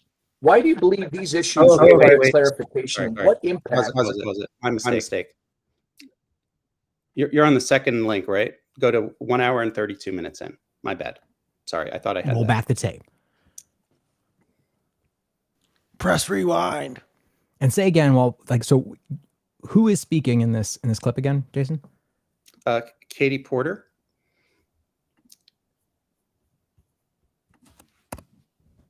And All right. she is a representative. And she's Sliding in questioning here. whether- Sorry, 1 hour and 32 minutes. Yes, sir. All right, there we go. Katie Sorry. Porter, That clip wasn't 2 hours long, so I was like, wrong. Yeah, that was why that was. It'll be worth it, I promise. Democratic Sorry, everyone- Congress lady out of Yep. Orange County. Technology itself, Let it just run. you could almost regard as neutral. It's how it's used and it's how it's deployed by the people running the companies that makes it used for either good or for ill. And I think in particular, one of the things we're seeing is the ability of some of these financial technology solutions. I did not engage in advocacy. I did not engage in litigation. My job was as part of a 132. component of that group that advises law students. I did. As neutral, it's how it's It's- used and it's how it's deployed by the people running the companies that makes it used for either good or for ill.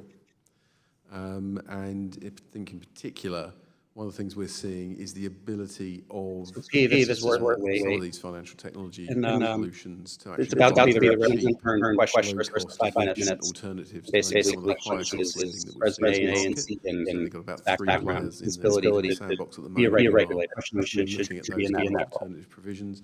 That's often about serving communities that are perhaps harder to reach or are excluded from more mainstream financial services products. Okay, thank you, Mr. Chairman. I yield back. The gentleman yields back. The chair now recognizes the gentlelady from California, Ms. Porter, for 5 minutes. Thank you, sir. Mr. Watkins, 5 months after you were appointed to your position, the Consumer Financial Protection Bureau proposed policies that give the Office of Innovation authority to exempt certain fintech companies from having to comply with laws like the Equal Credit Opportunity Act. And they did this for the purpose of promoting innovation. Specifically, the Bureau revised its no action letter and its product sandbox policies to give fintech policies a safe harbor from liability so that the qualifying companies would be immune from enforcement actions by federal or state authorities. As the head of the Office of Innovation, once these policies go into effect, you are going to wield enormous influence over which anti-discrimination laws companies have to follow. Would you be able to wield that influence in an unbiased capacity? Thank you for that question, Congresswoman. Yes, I would. You mentioned in your testimony that you consulted with a broad spectrum of stakeholders in designing the proposals, the no-action proposals and the sandbox proposals that you've spoken about, including meeting with civil rights groups. Can you name a few of those groups, please? I most recently met with Chicanos por la Causa.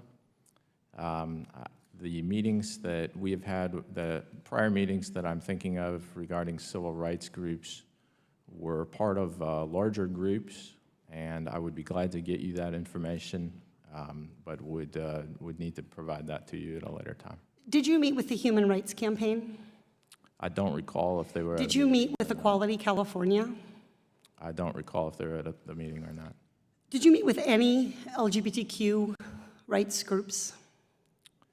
I would have to look at the meeting participants to be able to answer that question. Discrimination in lending against the LGBTQ borrowers is rampant. One recent study found that, surveying 25 years of mortgage data, that gay couples were 73% more likely to be denied a mortgage than heterosexual couples with the same financial worthiness. Mr. Watkins, I studied your, as is my habit, I studied your CV before I came here today.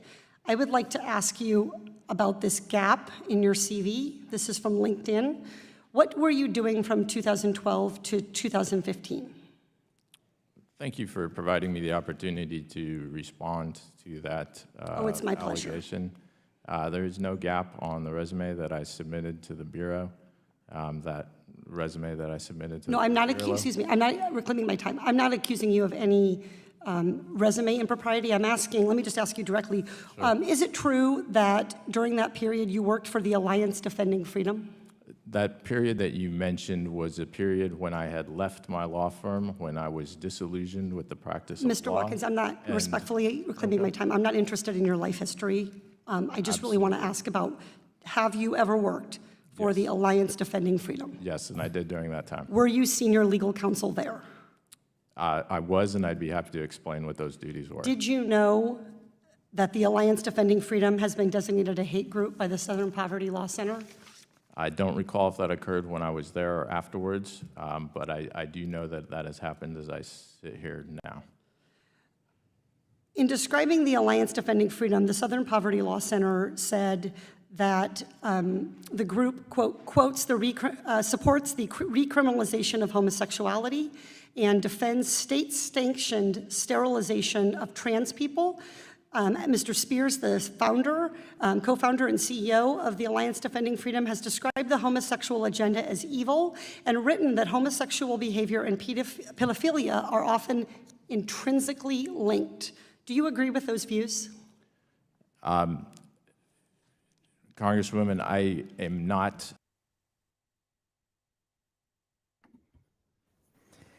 So basically, he specifically left off the fact that he'd been a member of this group. It was a hate group. What happened there? Well, Alliance Defending Freedom, it's been designated a hate group by the Southern Poverty Law Center, and he didn't take it off in his submission to Congress, but he had taken it down from his LinkedIn profile. And then as she brought him to bear as to whether he actually worked there, what I'm trying to say is you should be clear about where you've worked, but it's a problem when you are impeached that way as a witness, right? Because she, was asking questions and he wasn't able to just directly answer, yeah, I work there and this is what the company was about, but I don't believe those things, right? So that to me is sort of it's a gotcha moment, but I just don't know, at least for me. And this person's active now, like actually in the crypto field. He writes a lot. He's left office. He left the Trump field. He writes a lot with a ex-New York regulator. But I just don't know how you. I would not advise people to have like clean LinkedIn profiles if you're going to be in Congress or have a, accountability in a particular position. So you're telling me all the pictures of me standing on a beer keg on my Facebook are probably going to be held against me when I run for president one day? Probably. But like yes. at a certain point, like in all seriousness, Mm-hmm. there is I feel like generational divide where unfortunately the younger generation did spend far too much time doing things like, I don't know, posting every single thought we ever had on social media. Melt in your...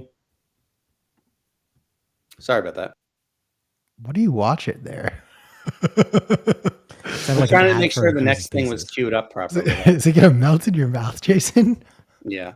The point of my question is, do you think in the future there will be a point where we actually stop holding it against people for doing things like smoking weed or sharing their religious beliefs or just doing anything at a certain point in their past? Yeah, I mean, it used to be, right? If you were one of the earlier Kennedys, have like all the gin you want, affair with Marilyn Monroe, anything was fair game, or, people could like live their lives, right? Like, I mean, Roosevelt in a wheelchair, right? Like, I mean, people in the media back then, they never reported the fact that he was in a wheelchair for years, right? But now it's like, that'd be a meme, immediately. So yeah, it really is. I mean, the question is, and this is the question, right, in general, is can you find a way to, like, how do you evaluate whether someone should serve in office, right? For that matter, what do you trust? And I think, at least for me, the nice thing and what I enjoy about Bitcoin the most is when I get to explore the technology and realize that it's based on math and it's that sort of trustless environment, right? But yeah, I don't know. That's like almost beyond my pay grade. Q, what you're asking, right? In terms of just in general, it's a societal issue. You know, what things can you or can you not have done, and then be able to serve in public office.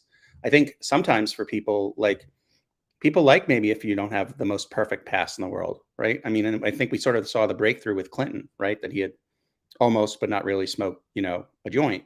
Like people have lives, people should be able to do what they want. I don't know. I don't know the best way that we evaluate like who a leader should be, Okay, so what is our next clip? What's going on? Set the scene for us, and let's go through it. Well, it doesn't melt in your mouth, but right after that, basically we have Gary Gensler who's being questioned at the SEC, which we all know Gary Gensler by now, by a senator who's trying to understand what they thought they were getting with sort of him coming from MIT and understanding this field to much more of a, you okay there, Q? All right. Into more of a sort of like, do we really need like a Mother May I type system that we live in, right? I don't think people want to have to ask permission to do things. And this is what this particular senator is grilling Gensler about in this case. Kennedy is recognized. Thank you, Mr. Chairman. Mr. Chairman, I read your editorial in the Wall Street Journal today about the Holding Foreign Companies Accountable Act. For what it's worth, I agree with most of it. It's a damn good bill, by the way, if I may say so. I want to thank you I think it helps us do our job both at the SEC and at the Public Company Accounting Oversight Board. I appreciate that. I agree with you, obviously. There's a 3-year implementation period, as you know. Foreign companies, including our friends in China, have 3 years to comply. The Senate's passed a bill reducing that to 2 years. We're having a little trouble getting the House to take it up. Would you be willing to contribute your considerable efforts to encouraging the House to take it up? Senator, I've already had some discussions and expressed to some of the leadership over there that I support that. Okay.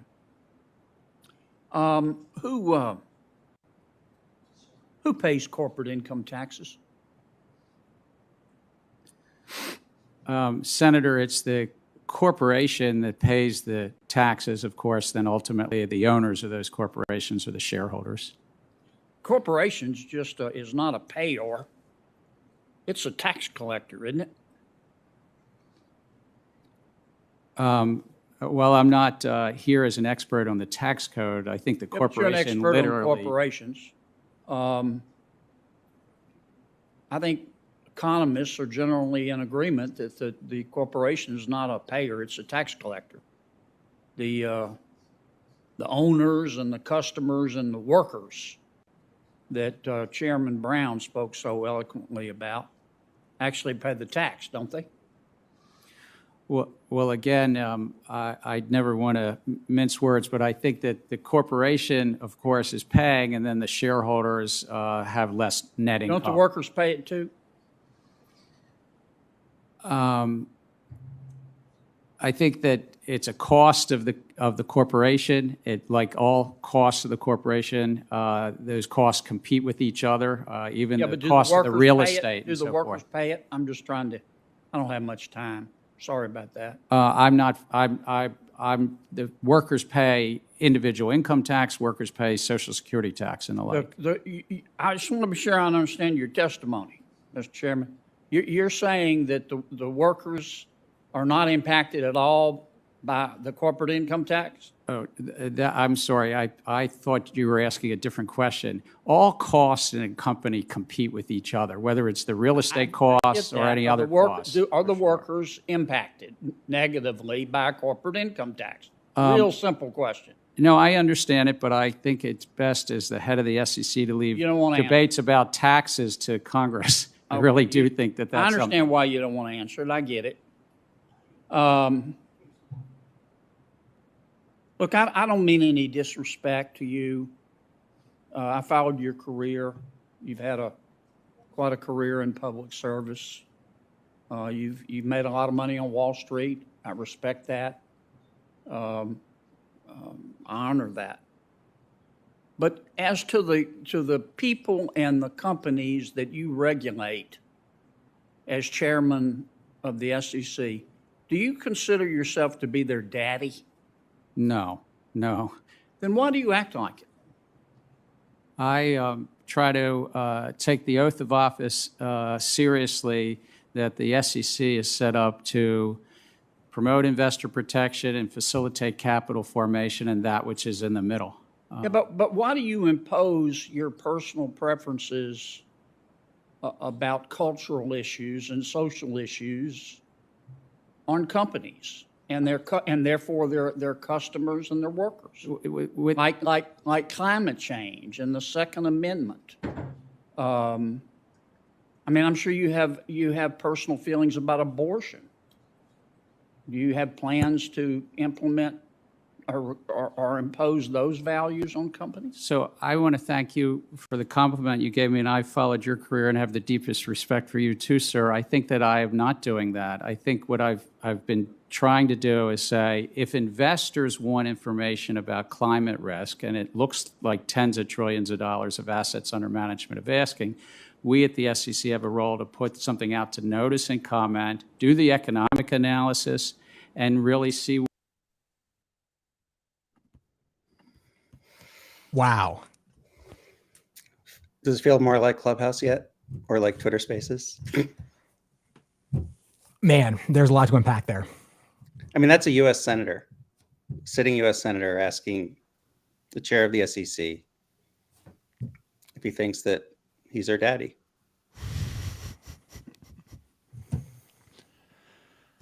I mean, if anything, hopefully by the end of this, I've educated all of your listeners that things can get pretty real in DC. Let's be real. But almost unreal, right? Unreal. And again, I know we're laughing, but like you said, it's a serious thing. And this is like where, his point, he was really out of line, but his point is sort of how much imposition on a corporation do we want from our government, right? That's the real. So it's an interesting conversation. It just went way off the rails. And plus, I thought you'd enjoy hearing someone ask Gary Gensler if he was his daddy, and then why does he? Absolutely. I mean, the conversation itself is a really important one. And I mean, I would say we shouldn't be forcing. Am I the only one that caught the fact that Gary Gensler has a secret homosexual relationship with that sitting U.S. senator? Am I the only one that caught that? That is the story here. I don't give a shit about the fact that government cares about how they tax corporations. No, the fact that Gary Gensler and his boyfriend work together on a regular basis. Wait, did I miss a part where they were like giving each other bedroom eyes? Like what? To be honest, I laughed so loud when he was like, "This is a great bill you wrote." Oh, why, thank you, sir. I really worked hard on it. I was like, "What?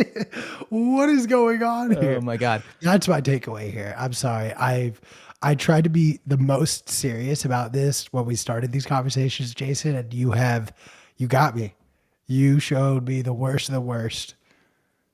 So Drain again, swamp. We're going through, Jason is educating us on the ridiculous, insane, and frankly shocking types of conversations that happen in these types of settings. He's really giving us a deep dive on how petty these conversations can be. For a quick recap, and correct me if I'm wrong on these, Jason. So we had just toxic gaslighting in conversation number 1. In conversation 2, we essentially had an attempt to cancel someone for their own beliefs. And now we have Gary Gensler coming out of the closet as a gay man. So I'm excited for what the next conversation will entail. That was not the conclusion of the last clip, Q. You have gone even more off the rails than this specific clip. What do we got next? So let me just cue this up. Let's go. We're going to go to Brad Sherman next. And I just got to give the time. I apologize in advance to our audience for what you're about to have to see on the screen. So this is where we get into a little bit of Bitcoin. And we get into Brad Sherman, who is giving us a rundown of how to advertise Bitcoin. Brad Sherman is the congressman who does not like Bitcoin. You can go ahead. You can go ahead and start it. Yeah. State banks have the ability to export their home state's interest rate to other states. And why was that important as a policy matter? Because again, in the late 70s, the market rate of money was in the high double digits, and the state usury cap in some states was in the single digits, meaning that if you lived in that state and you didn't have interest rate exportation, you literally couldn't borrow Sorry, go to money. 1 hour 15 minutes. My bad. 1 hour 15. Thanks for everybody's patience. Listening. There you go. That look like deposits, act like deposits, walk like deposits, talk like deposits, but we don't treat like deposits. And in the other sense, though, this is totally new. And following because up of on the tech and that, the data collection. we have a few very small old ILCs out there. But if Amazon exploits this, they're going to be enormous. They don't do anything small. And the question would then be, would they be subject to the Financial Stability Oversight Council if they were a systemic of systemic importance to our financial system? Yeah, there are all these giant macro questions, which I believe Professor Girding outlined quite well. And the issue to me is certainly one of power, even behind that, Congressman Sherman. The issue is that entities like Amazon and Facebook and Walmart, which has launched the fintech, as you said, has hired people from outfits that don't respect privacy to come in under the cloak of providing access to credit or financial inclusion even, but to do so in a way that fundamentally depends upon mass surveillance and a violation of our constitutional rights consistently. There are other ways to do this in which we respect privacy. There are other ways even for private sector companies to do this, let alone the government itself. And we are not addressing those ways. I'd be really interested to hear what, for instance, former Acting Comptroller Brooks has to say about the Fourth Amendment. And again, the necessary violation of privacy that is the business model of these companies for which it works. I do want to go on to one other issue, and Professor Girding, I'm probably going to ask you to respond for the record, but we see that the state of Wyoming is moving toward cryptocurrencies, and the OCC has granted preliminary approval to the Anchorage Trust Company to become a national trust bank. And Anchorage, of course, claims to be a cryptocurrency asset custodian. I've looked at Bitcoin and wondered whether there was a big enough market among terrorists, drug dealers, and it didn't seem to be enough. And then I realized when the IRS commissioner testified for $1 trillion every year of unreported taxes, chiefly from the wealthy, that, and I've made up a little advertising sign, may help Anchorage. Bitcoin, it's not just for terrorists anymore, it's for tax evaders too. That's the market for Bitcoin. I yield back. So yeah, Gentlemen, yield. What the actual fuck? What was? Yeah. Wait, when was that? That was about a year and a half ago. Oh my It was during a banking hearing, and it was toward the end, so it didn't really make a lot of headlines. It was on Twitter a little bit, yeah, I mean, look, maybe he's looking for a job in PR, but he regularly beats up on Bitcoin, and I thought that was one of the nastier blows, yeah. So, If by nastier blow you mean made absolutely no sense and was completely untrue. Right. I want to give a quick little piece of commentary that piece of shit, Brad Sherman, is the representative from the Valley. That's the part of LA that he's from. And let me just tell you, the Valley's the fucking worst. So Brad Sherman sucks. This is why Erica Rhodes should have won. She's a Democrat also. No Lambo for you. Like, you're literally the most obnoxious person I've seen today. Okay, so we've seen these clips today of just these ridiculous conversations. Brad Sherman obviously is a terrible person. Where does this come from? Like, why is he so against Bitcoin? Does he understand that the things that he's saying are factually incorrect? Or I have to assume so. I have to assume he's got his own agenda to push and he's deliberately trying to. Well, I have a very interesting thing to share with you, P. I'm going to front run you, Jason. These are Brad Sherman's top 5 donors: Democracy Engine, Fidelity, Kaiser Permanente, Blackstone, NASDAQ Inc. Huh. I wonder if he's incentivized to not let Bitcoin succeed based on who donates him money. It's got to be more complicated than that. Jason, is it that simple? So I think that the problem is, like, yes, those are people that are supporting him, so he's inclined to not support Bitcoin. But the problem for Brad Sherman, I think, has been that people realize Bitcoin and these cryptocurrencies and possibly CBDCs are going to be around in the world. It's here. It's here to stay. It's growing. And the train is moving toward the Lummis-Gillibrand solution, right? Of regulating it, not banning it.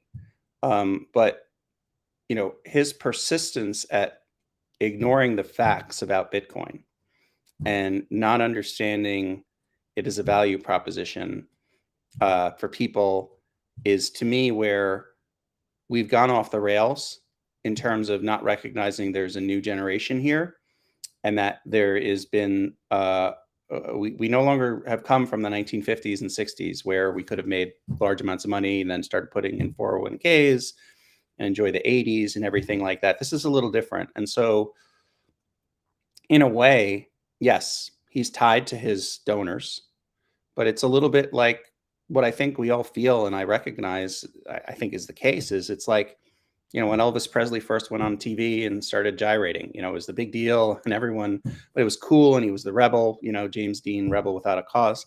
That's Bitcoin now, and it wasn't mainstream, but now we listen to rock and roll. I mean, that's like nothing what Elvis Presley was doing, right? But back then it was a really big deal. And I think you're seeing that culturally, socially, economically. It's all boiling up. It's boiling up from the financial crisis. And now you're going to see, I think, over the next year or two, sort of putting on a little bit of a prediction hat here, but like inflation, right? People realizing, okay, we've swung from one way all the way to the other. So now, great, we're getting more money on our bank accounts, but we still don't have enough money to go buy groceries. And it's like we can't catch up with the US dollar. It just continues to spin out of control, which again is going to leave people like Brad Sherman kind of, as a relic, I think. And I think that's the way that we ultimately win. It's important to realize he's not in the mainstream. I'm showing you this example of someone who's way out there, who just runs his mouth about Bitcoin. I mean, he's not going to stop. But Q, if you're asking me if money makes a difference, if like who gives you money and who's in your side and who's going to put you back in office and who put you in office originally, you're going to defend those people, just like if I got a lot of Bitcoin and I ran for Congress, I'd defend Bitcoin.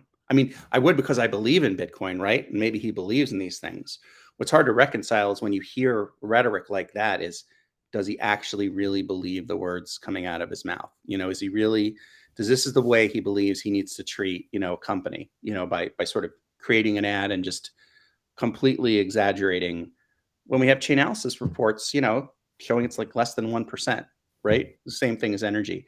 But that's the problem with the way our political system and lobbyists like myself are structured right now, that affects things in a way where the real facts never really matter, right? It's who's entrenched, what they're defending, and making sure everyone feels like we're able to still defend what exists. That's why venture capitalists, banks, other, entrenched players are very nervous, right, about the changes that are coming from this, and they're pushing back against that narrative. The best example I can tell you, because I've been in this industry for a while, was back in 2017, when I remember the state of Washington said that all of a sudden pot, you couldn't use Bitcoin to buy pot. It was this big deal, and it's like you had to use like cash. And everyone was like, well, why can't we use, it says, because Bitcoin's anonymous and it'll, even though, because they had legalized marijuana, which I thought was just so funny. Like, we've legalized marijuana, but like, oh my God, you can't use Bitcoin to buy it. What it turned out was that it was the armored car services that bring cash around all the marijuana dispensaries were nervous that they'd lose their business if everyone switched from cash to Bitcoin. So that's just part of politics in America. I'm going to piggyback off of that story. That's literally what has happened to the entire hemp industry when essentially the established paper industry did not want to pass through a lot of marijuana and pro-hemp legislation out of fear that manufacturing of hemp paper, literal paper that you write on, not the papers that I used to roll my joints with, that would put them out of business. Anyways, I digress. So I'm now just getting to a point of anger. I'm so curious. I mean, that is so fucked up that basically that's such a great little microcosm of an example, right? In Washington, weed was legal. There was this sort of essentially nonsensical legislation that was passed that said that you couldn't buy weed with Bitcoin. And it was just a specific group of people, the armored trucks that transport cash, who had lobbied effectively and gotten that specific thing banned because it didn't want it to harm their business. So here's my question for you. What percentage of legislation is, and actually I use the term legislation very loosely. Should I be saying legislation or regulation or just both? I think legislation, okay. If I know where you're going with this, yeah. What percentage of legislation would you say is based in just lobbying for very, very specific groups rather than like what is good or what people actually care about, what the people that are lobbying for those things, the people behind them actually care about? What percentage is driven by profit motive and doesn't really make sense versus like people actually believing that this is a good thing, even if they're misinformed?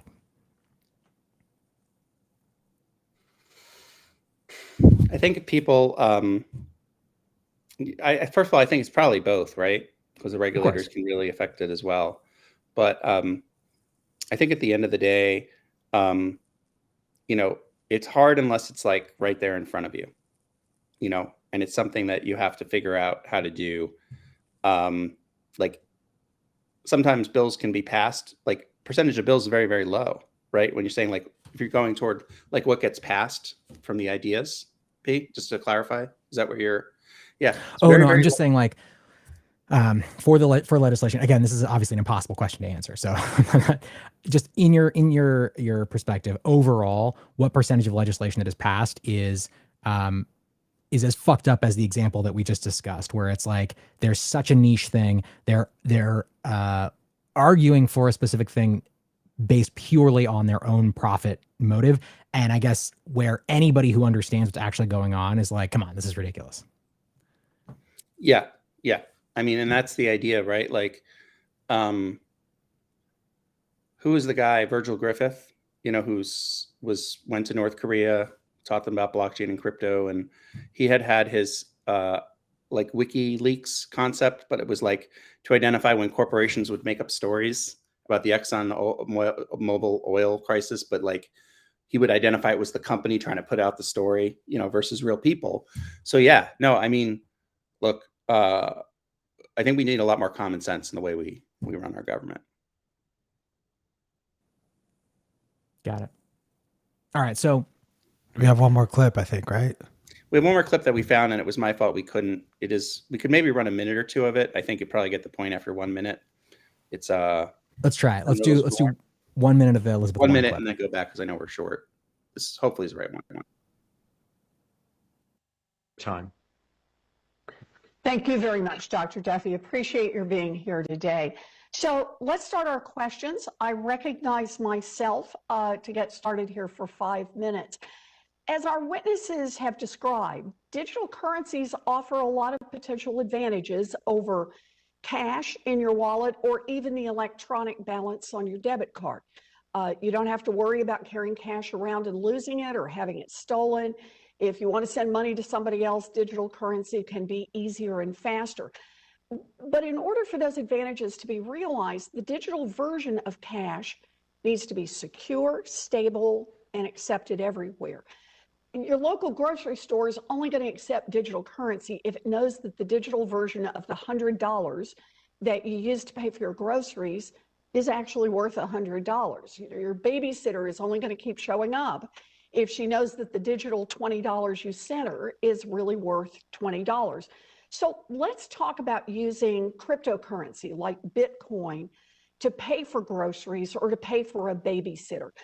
Dr. Narula, is the value of cryptocurrency like Bitcoin generally stable and reliable? Thanks for the question, Senator Warren. No, it is not. So this one is interesting because I feel like what you just saw Senator Warren do was, and this is my prediction, P, is I think that you're going to see Bitcoin and the Lightning Network start to be used like cash in the future. Because she just made the argument why Bitcoin is the right in that circumstance, right? To make sure you have that finality of payment in a grocery store. There's lots of people on her side of the aisle, particularly her progressive camp, that want it to be anonymous. They don't want people of color. They don't want minorities to have to identify themselves to the government. They want them to use a digital form of cash.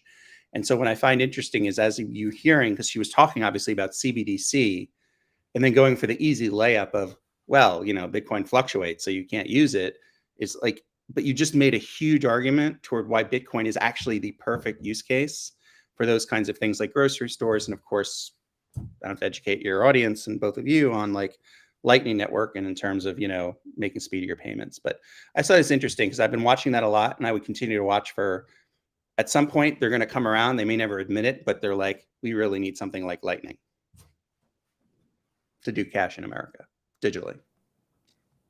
Yeah. How far away from trying to actually implement CBDCs are we in this country? Like Fed bucks or something? 23 years. How many months and days? Such a specific answer. I love it. The Federal Reserve Task Force to do faster payments started in 2016. And the Faster Payments Task Force wrapped up in 2020. We still don't have 24/7 faster payments. So they're still working on, there's now a Faster Payments Council into 2021, and we're now up to 2024. So that's just to make payments faster with current money. I will believe it when I see it, and I'll make like a Bitcoin bet that I'll probably regret and lose money over. But yeah, maybe 2043. That's about it. And I'm joking a bit, but I'm saying just don't bank anything on it. Would not be waiting bated breath for this to happen. Because think about it. If they launch it, think of the risk, the tail risks. What if they launch the first CBDC and it's like health.gov and it crashes? People have money and then suddenly it's gone. Like, I don't know. I think we're a long way off. So, but hopefully they'll see it my way and come around to Bitcoin, and mass adoption will occur as it should. Got it. Well, Jason, thank you so much for joining us today. I really enjoyed going through these with you. Thanks for everyone for sticking through it. How can people find you? Where can they follow you? They can find me at Regulatory Jason on Twitter. I actually, surprise P, will be in Nashville later tonight. And so if you contact Bitcoin Policy Institute, you can reach me through there as well. For now, use Jason at valuetechnology.org as an email. But best is at Regulatory Jason on Twitter. And thank you all for having me. I had a lot of fun. Appreciate it. Absolutely. All right, my friends. We're going to go to a quick commercial break, and then we will be back with FedWatch with Ansel. Before we go, remember, Bitcoin Amsterdam tickets are on sale. Use code BMLive to get 10% off. There's also the censorship-resistant issue of Bitcoin Magazine, which is my personal favorite issue that we've done so far. It is absolutely fucking incredible. Get your hands on one. You will not regret it. Let's go to commercial, and then we'll be back.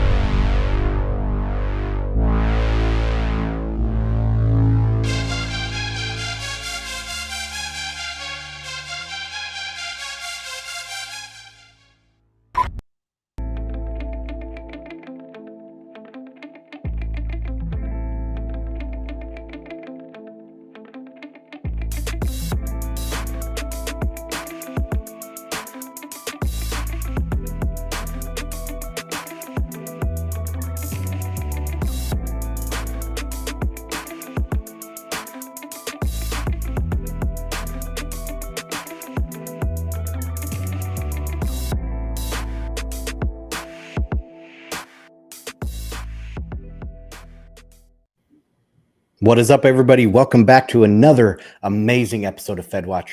My name is Ansel Lindner, and I am back this week with my co-host, CK. CK, how are you doing, man? Doing good, Ansel. Good to be back. Sorry I missed you last week, but glad that the Bitcoin Magazine co-hosts could jump in and fill in for me. Excited for today. We have a ton to talk about. Ansel, back to you. Yeah, so today we're going to go over a bunch of charts. I'm really liking going over charts on these live streams because people can follow us and watch us and look at exactly what we're saying. And for the audio listeners, you can always find these charts in the link to the slides in the write-up, wherever the description that you're listening to this podcast. So yeah, we're going to go over chart updates on Bitcoin, some currencies, some treasury yields, some energy markets, and then get into some crazy stuff that's happening geopolitically with developments in the sanctions against Russia and this Taiwan stuff with geriatric Pelosi going over there trying to start World War III over there in Taiwan. So we'll see how. Wow, how do you really feel? Well, I mean, I really don't think there was any threat, but most people are talking about it like, hey, she's a crazy old lady and she's going over there to start World War III. So we're going to dive into it and talk about it. Before we get into it, I just want to give an in-person shill to the censorship resistant Bitcoin Magazine. Like, just want to I'm showing off the outside. Look how thick this thing is. It's really incredible. It is a piece of Bitcoin art, definitely a collector's item in the future. So, I got to show it off. There's just amazingness throughout this thing. Bitcoiners, you got to get a hold of this, get the subscription. We have a fresh issue coming up. It's hitting the press in the next couple of weeks, and it is going to be launching next quarter. So that's going to be the Q4 issue. So not going to drop too many details, but I'm getting a note from Chris that I also have to show the cold storage issue. So if you get the cold storage subscription, you get an issue that you can open up and read, and an issue that's plastic wrap that's perfect for framing, perfect for cold storage and saving it for collectors. So check that out. All right, that's it with my shill, Ansel. Let's get into some of this. I know you got some pretty cool charts that you want to jump into. Yeah, but before we do that, real quick, I just want to shill my new YouTube channel. It's FedWatch Clips. So I'm taking clips out of this show and putting them up there on their own channel. You can just search for FedWatch Clips in YouTube and find it. I only did one last week, but I'm going to try to get more time and do 2 or 3 from each episode. Also, my Telegram channel is popping over there. I'm doing live streams every day over on Telegram. I wanted to do 15-minute live streams. They last like 2 or 3 days. They've been 30-minute live streams. People are loving it, talking about similar stuff that we do here on FedWatch, but tying in Bitcoin even more, some economic analysis into Bitcoin itself. So check out the Telegram. It's t.me/Bitcoin and markets. All right. That's it with the shills. Okay. Let's get into the content. Okay. So Chris, we're going to the slides, my man. Let's go to slide number 2, please. First up is the Bitcoin chart. And this has been kind of my bread and butter here lately. If you subscribe to the free weekly newsletter at bitcoinandmarkets.com, I'm posting this weekly chart all the time.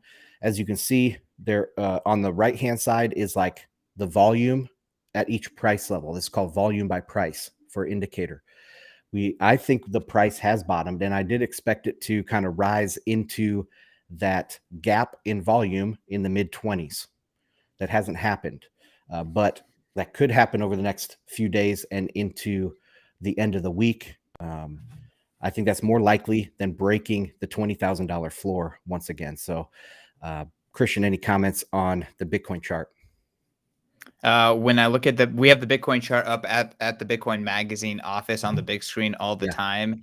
And when I'm looking at it right now, I'm just seeing higher lows and higher highs off of, that point that you're indicating to be what you consider to be the bottom. So, it's pretty early to tell. I'm very interested to see what your analysis on the most recent FOMC was and some of the talk around central banks and macro, because obviously that is having a pretty big impact right now. But it appears to be, like I said, higher lows, higher highs. So we'll see what happens. I'm definitely not a macro analyst. I think right now, Bitcoiners, if whatever your DCA is, if you can afford it, double it. So this is a good time to keep stacking. It's not about try to time the bottom. This is very, very low in terms of 200-day moving average, etc. So yeah, double your DCA. Absolutely. Yeah, we talked about the higher highs and higher lows last week. And so, yeah, after the FOMC meeting, the stocks and Bitcoin both rallied after that. So that's interesting. I might have to do a separate episode and just talk about the reaction to the FOMC meeting. But I do expect the price to kind of go into that gap in volume and maybe consolidate for a couple months or a couple weeks, and then try to go into the I was going to say 30,000s. months. Jeez. Yeah, sorry, a couple weeks. And then that would also go along with a lot of my timing on the geopolitical stuff, like the European sanctions and China and all that. So yeah, let's continue with these charts. So let's go to the next one, please. This is the dollar chart. And we've shown this several times, this kind of exponential curve that it was following, and it has broken out of that. Now, I'm not saying this is the end all be all technical analysis. This is a super simple exponential This curve line is God, Ansel. it has broken through, and I'm just trying to show that the trend is, the momentum is slowing. The trend of the strong dollar is slowing, and of course, this is against other fiat currencies, mainly the euro and the yen. So we'll talk about the yen here in a second. Next slide. If you zoom out, then you can have the monthly chart on the dollar. And this is, you can see the shaded areas. These are the different steps, kind of a stepwise function since the great financial crisis. It started in the low, 70s and 80s. Then it got up to the 90s and up to 100. And now I think we're just going into a new higher range. A lot of people are expecting the dollar to fall, but that's not how the credit-based money works. All right. Where the dollar is going to be permanently higher. It just depends what that range is, whether it's between 100 and 110 or 100 and 120, something like that. That's where the higher range is going to be. Any comments on the dollar before I move into talking about other currencies? I think that we do a lot of education here about like what's the underlying dynamics of a credit-based money. So it's really interesting to see the cognitive dissonance between those screaming hyperinflation and then strong dollar simultaneously. It's been very interesting to see that kind of playing out. And yeah, I would like to give another shout out to Ansel. I think Ansel has been, relatively directly correct about like, what is fundamentally happening here, even through a lot of kind of noise and even name calling from those screaming inflation just 6 months ago. So obviously CPI is up. I think there's a lot of reasons why that could happen. But at the same time, the dollar compared to other fiats, you can see this trend, since 2008. It's been kind of reaching for those next levels, and we'll see if we get that to that kind of early 2000s level for the dollar before it came crashing down. Yeah, and strong dollar signals that there's stress in the financial system. So if we go to the next one, is a Hong Kong dollar. The next chart there, you can see back. I took a few years time frame here, and going back to 2018 and 19, it was testing the top of this range that they peg the Hong Kong dollar at. They peg it between 7.75 and 7.85. And, we've talked on this show several times that the economy was already rolling over before COVID ever hit, right? Before 2009, you had 2019, you had the repo rumble. You had the Fed pausing and cutting rates in 2019. So you can see that the Hong Kong dollar was really reacting to the stress in the financial system, pressing up on the top of that peg. And we're back up there again.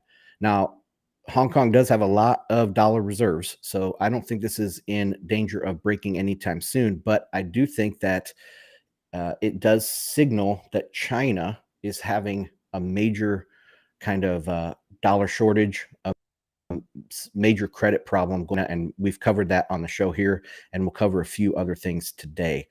If you go to the next slide, is Japanese yen. And we've heard a lot in the last couple months about the rising or the falling Japanese yen. On this chart, it's rising, you know, more yen per dollar on this chart as it goes up. Something I just noticed, though, as I was preparing for this show was, you know, they had a very big, important election that just happened. And I wonder if you guys, Christian, if you can guess where on this chart did those elections take place? I mean, I'm assuming it happened when things started going, when the dollar started to lose value against the yen. Yes, Is that correct? It happened at the top, at the very tippy top, almost to the day. The Japanese yen stopped, you know, going down against the dollar and has since rallied 6%. And that was also, remember that Abe got assassinated just a couple days before the election, and he has this conservative. Was a leader in the Conservative Party who has a majority in the parliament there. And this very important election was coming up. And it's crazy how you look at this chart and somebody knew that there was stress in the system. Somebody knew that they were trying to take out the conservatives over there because, you know, Abe was a big proponent of rearming Japan and getting their navy back and all that. But the result of that election was the conservatives actually increased their share in the parliament slightly. So I don't know, maybe that's why we were seeing some decrease in stress going on over in Japan. I just thought it was fascinating that the election marked the very top of this chart. Any comments top on of the that? dollar in terms of the dollar to Japanese exchange ratio. So, very interesting, for sure.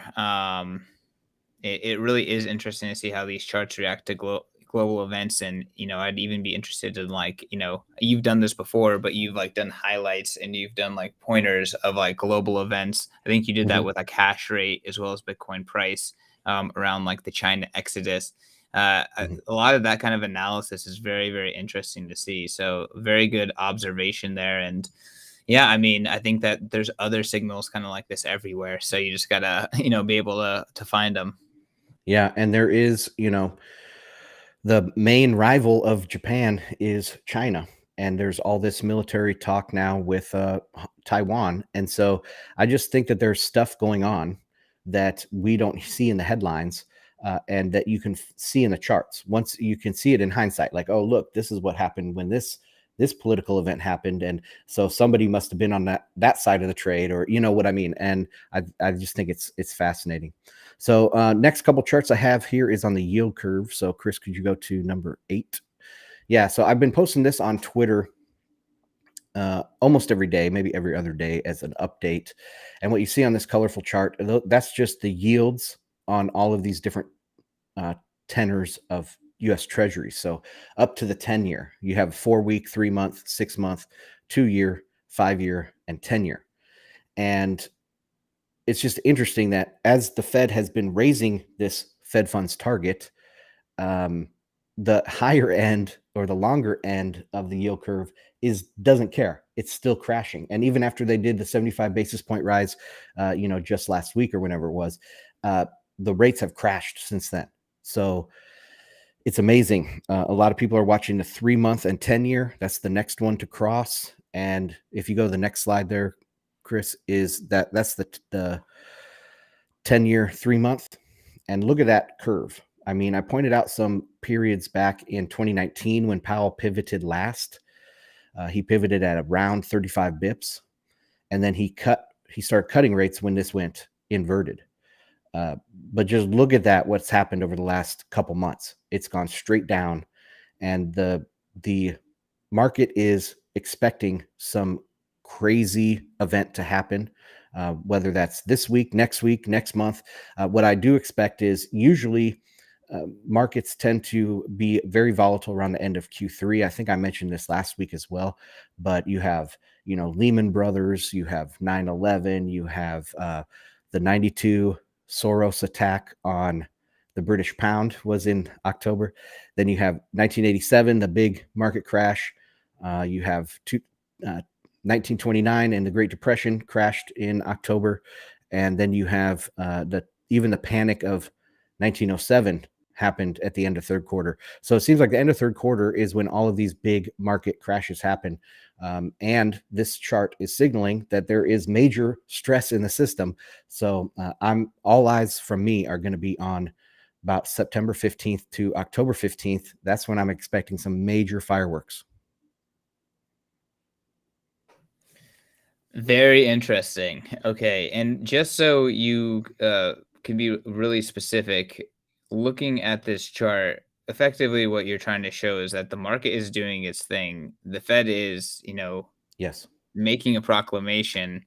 The market is effectively doing the opposite. Really, it's kind of doing its own thing.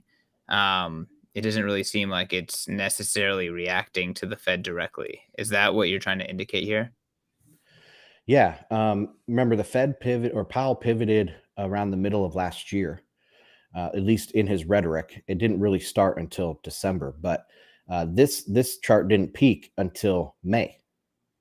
And it's just fallen off a cliff since then. So there's really no correlation in my mind on this between the Fed and what the market is telling us. If you go back to slide number 8, please, Chris, then you can see a lot of people were asking me like, why does the inversion matter? What is the inversion telling us? Why does it matter if the 10-year is crossing under the 3-month?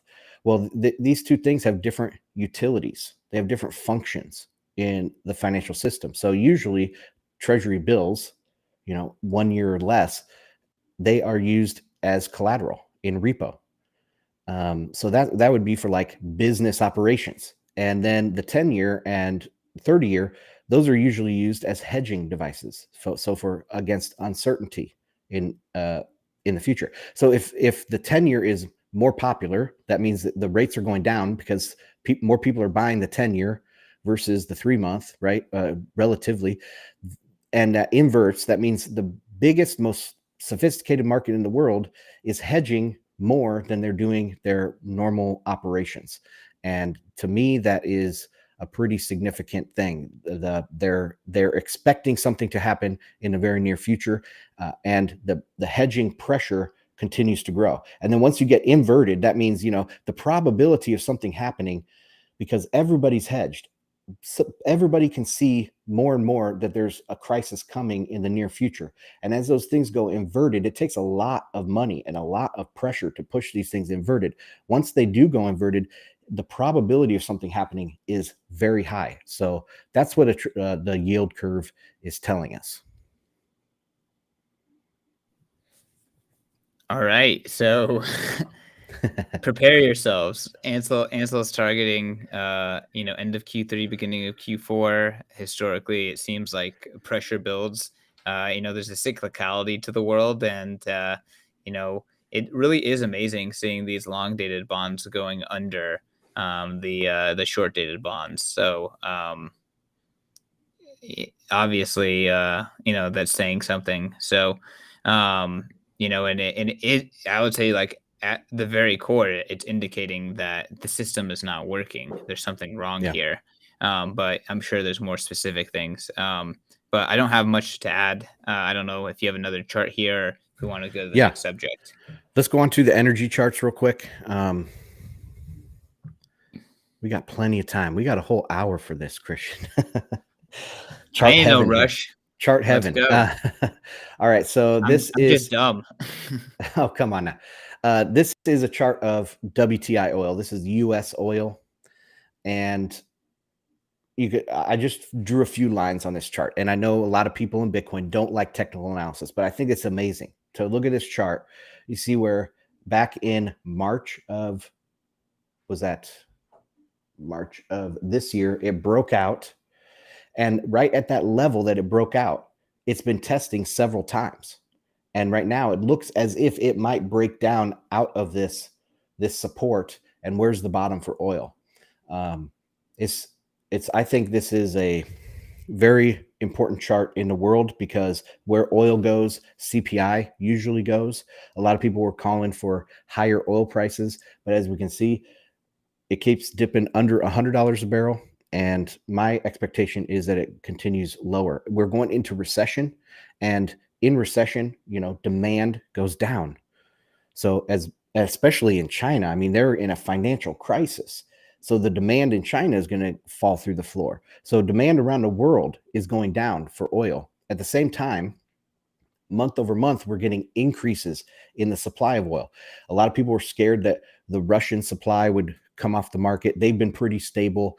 Libya actually just came back onto the market with about 1 to 1.5 million barrels a day.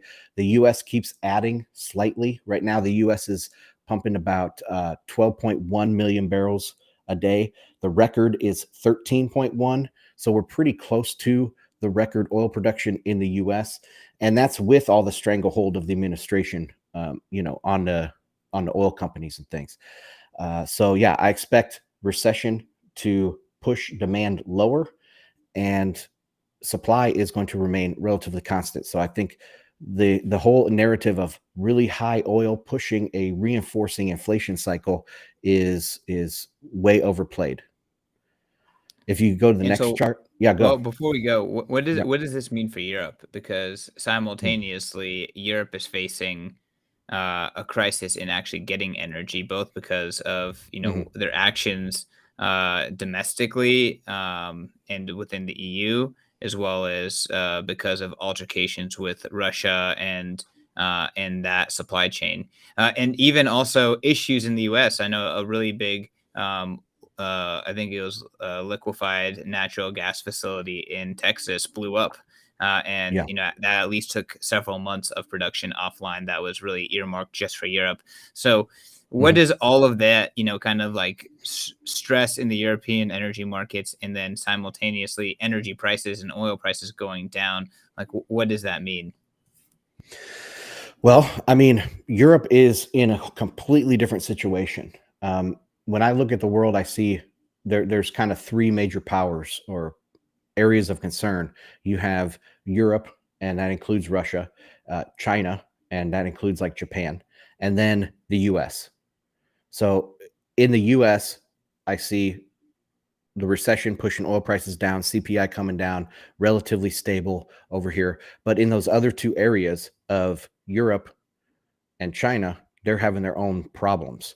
So when you sanction a country that you get most of your energy from and prices go up, this is not money printing. I don't know why people think that inflation, the quote unquote inflation that they see over there in Europe, is due to some sort of monetary policy, and that the ECB or what the Fed does or what anybody is doing in central bank land can affect the price increases that are happening in Europe. It is completely outside of the realm of monetary matters, and it is completely in the political realm. Those politicians are kneecapping their economy. That's what we see in Europe. We don't see the same thing from the US. We see a little bit where the Biden is, really coming down hard on some of the oil companies and things like that. But for the most part, we don't see the kneecapping of the economy like we do over there in Europe. So they are in a completely different situation. And we'll get to a chart here in a second of the European gas prices. But yeah, I agree. They're in deep, deep trouble over there. Did that answer the question? I mean, I think what you're saying is that like it doesn't really matter what oil is doing because their issues are political. Yeah, and you're sanctioning your supply. So that's what's going on in the global oil market is not going to be represented what's going on in Germany or in the Netherlands, because they're sanctioning their supply. Their price structure is completely dependent on their political actions that they're doing. Has nothing to do with the supply and demand of oil. But okay, let's go on to the next one. This is a monthly chart of U.S. oil, and I just want to point out that we peaked in the Great Financial Crisis, and we did not get back to that peak this time, and also we hit zero. And the monetary problems that can happen when you hit zero, you have demand destruction, or you don't have demand destruction, you have supply destruction going on. People going out of business, oil producers going out of business, and then of course we're going to have a reflexive spike in oil prices. But I do think that it's coming back down, and it will act similar to the way it acted in the Great Financial Crisis. We'll have a fluctuation in a middle range. Where that is, I don't know, but I don't expect a blow off top in oil. That's already happened. We're just going to consolidate here. Next slide, please. If I could just jump in, Yeah, this absolutely. is anecdotal, but driving around Nashville, you can see prices are going down. Even I was just recently in California, and prices are down substantially since I made my cross country drive. So that top right there, I was buying that at gas stations across the country driving, but they have gone down significantly. So you're seeing this in like the just the regular market. Yeah, absolutely. And it has nothing to do with administration policy, right? Like Biden, now they're trying to pin quote unquote inflation on Biden, and they're trying to, Biden's trying to take credit for the price cuts or the price drops, but none of this has anything to do with them. So this is kind of its own beast. But on the next chart, I have gasoline prices. Speaking of gasoline, this is gasoline futures. So not oil, but refined gasoline for, I don't know, E80, 87 octane or 89 octane, whatever you're using. And we did reach an all-time high, but it is coming back down. So we'll see where this goes. I think it could fall down to $2. And man alive, would that get people these inflationists to think, well, maybe inflation isn't going to be a runaway type of thing. Maybe we have to question our assumptions. We're already seeing the shift. We're seeing other commentators coming out with similar talk tracks, and going beyond like a Jeff Snyder, and actually connecting the issues with the current monetary system to the solution that is Bitcoin, which is what we do here. Yep. All right. So next two charts I have, we'll run through these real quick. This is the European natural gas futures, and you can see it's just gapping up. It still continues to gap up. It's at $200 per contract here. And then on the next chart, what I think is important is this is the current futures month, 1 year out, July 23 and July 24. If you look at July 23, it's where the front month contract was like 2 months ago. And the 2-year front month or 2-year forward is where the front month was just at the beginning of the year. So it's starting to look like there is no end in sight. There is no relief coming to Europe, that these energy prices are just going to continue to go up. And that brings us into the next story, which is the European sanctions and a development on that front. So do you have any comments on this, or should we roll into the article? So just really quick, effectively what this is showing is that this month, and then the contracts for purchasing oil for the next 2 years for delivery in July 23. Extremely elevated. So, pretty much what it's saying is that the market is pricing European energy, even in 2024, that you purchase and lock in today as being much, much higher than, the mean or the average prior to, this crisis. So very, very bearish, very scary. And like you said, 2 years of elevated energy prices, like how long can Europe sustain this, really? Like how long can they do that? Yeah, I don't know. Yeah, and the European narrative right now, if you ask the globalists, they're not stopping, right? They're going full bore into these sanctions, and they're ready to crash their economy. But maybe they're lying to us. Maybe they're lying to us. That's the next story here. Let me pull up this. If you go to the next slide there, that is the Financial Times article. I'm just going to read through this real quick, and Christian, stop me if I'm droning on or whatever, but there's some really important points in this article.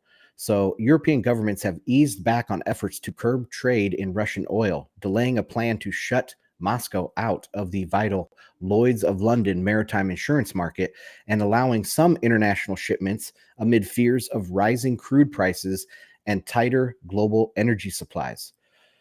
The EU announced a worldwide ban on the provision of maritime insurance to vessels carrying Russian oil 2 months ago, expecting coordinated action with the British government. However, the UK is yet to introduce similar restrictions. UK participation is pivotal to the effectiveness of any such ban because London is at the center of the maritime insurance industry. Meanwhile, Brussels in late July amended some curbs on dealing with state-owned Russian companies, citing concerns over global energy security. So they're citing this concern over global energy security. They're over supplies, global energy supplies. They're supposed to really crush Russian exports by refusing to insure the vessels. And we actually saw this early in the conflict in the Black Sea. Some of the exports coming out of like Crimea and out of Odessa and things, they weren't able to, the ships weren't going to sail in there because they couldn't get insurance to go into a war zone. And now they were going to apply that through the main player, which is London, apply that to all Russian exports. And that was supposed to be their big kind of chess move that they moved into checkmate. We got you. But that's not really the case. So let's continue reading. A joint UK-EU prohibition on maritime insurance would constitute the most comprehensive restriction to date on Russian oil, ending access to much of the global tanker fleet for Moscow's exports. But U.S. officials have expressed concern that an immediate global ban on maritime insurance would push up prices by pulling millions of barrels of Russian crude and petroleum products off the market. European and British officials told the Financial Times in May that the UK had agreed with the EU to coordinate a ban on insuring Russian oil cargoes. However, Britain's latest sanctions against Russia, approved by Parliament just last month in July, only prohibit providing insurance to vessels carrying Russian oil to the UK, and only after December 31st. The legislation was introduced after the government promised to outlaw the import of Russian oil from the end of the year, but does not ban the provision of services to shipments from Russia to other countries, UK officials said. So, wow, this actually is a big development. Everybody was expecting these sanctions to, get tighter and crank down on the Russian economy and Russian export of oil. But the UK surprised everybody and they said, no, we're just going to not insure those shipments to the UK itself, but to all around the world, India or Argentina or Turkey or wherever these shipments are going, they can still go just fine. We'll insure them. That's a pretty big wake up call. The EU insurance. It's crazy though, because it just shows one, how toothless these sanctions are, but also it just shows how willing the UK is to pretty much throw their own people under the bus to virtue signal. Like, hey, they're gonna strip out the effectiveness of the sanctions because they're unwilling to give up that international business opportunity. But they will still expose their people to higher prices. That way they could appear as though they're doing something. It's just absolutely pathetic. It just shows how misaligned the incentives are. Like, these politicians in no way are trying to help their people. Like, what the actual hell is that? Absolutely. But there is no ban on middlemen buying the oil first. So it goes on later in this article. I won't read it all, but I just want to summarize it here. They're saying the EU also surprised with their most recent sanctions package, saying that companies in Europe can deal with certain companies in Russia as long as they're not shipping or buying oil from them directly. So Europe could buy oil through, say, an Indian company. It's just a shell company set up. It's Russian owned maybe, but it's set up in India. They buy the gas or the oil, and then they sell the contracts to Europe, right? You could even have a thing where ships are leaving from Russia, and then middle of sailing from a northern port past northern Europe, this Indian company actually sells that oil or gas to Europe, and so then it just deviates from its initial course and goes and delivers it to Europe. So it's just adding a little fee on top for the middleman. But to my mind, this is a complete rollback of the sanctions. So it's kind of under the radar now, and it saves face for the EU and for the US and the UK. They can say they put sanctions on, but really what it's doing is it's making the sanctions more lax. Does that make sense?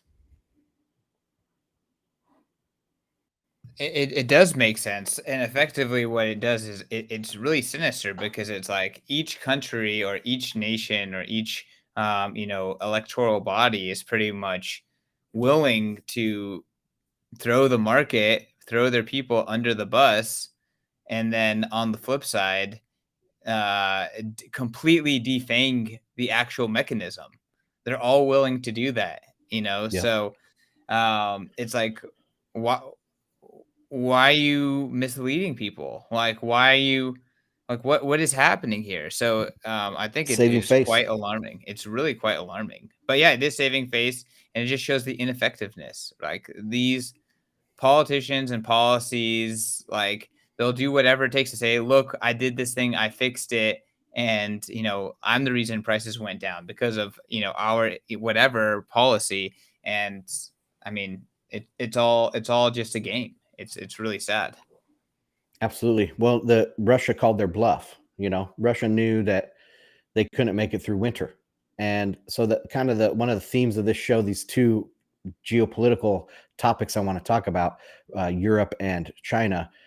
It's 2 times now these people, their bluffs have been called. So in Europe now, Russia has called the EU's bluff, and over in China, it appears that the US might have called China's bluff. So any more on this stuff from Europe, or should we move on to China? No, I'm very interested to talk about China. I'm hearing a lot of interesting takes going around, with China's positioning and what they might do. So I'm very curious to hear about what you see. Well, yeah, I'd be curious to hear what you're hearing out there as well. Well, I I've been talking mean, about this all. yeah, go for it. Go ahead. No, you No, go go, for it. go, You go. go. I was just gonna say, people are noticing that the real estate market there is one huge, two in dire crisis, and Yep. contagion is everywhere. And when a country is in a really really bad position, they might do something rash. So we don't know exactly what that might be. Some people are saying, go after Taiwan. That we already, like, I don't think people give them enough credit that they've already taken Hong Kong, and for whatever reason, the West didn't do anything about it. And we've seen Hong Kong get completely, China-fied. But yeah, I mean, it's very interesting to see what happens with Taiwan. On the flip side, you're saying, the U.S. is calling their bluff. Nancy Pelosi just landed Yep. in Taiwan. So I'm very curious to hear what your analysis is.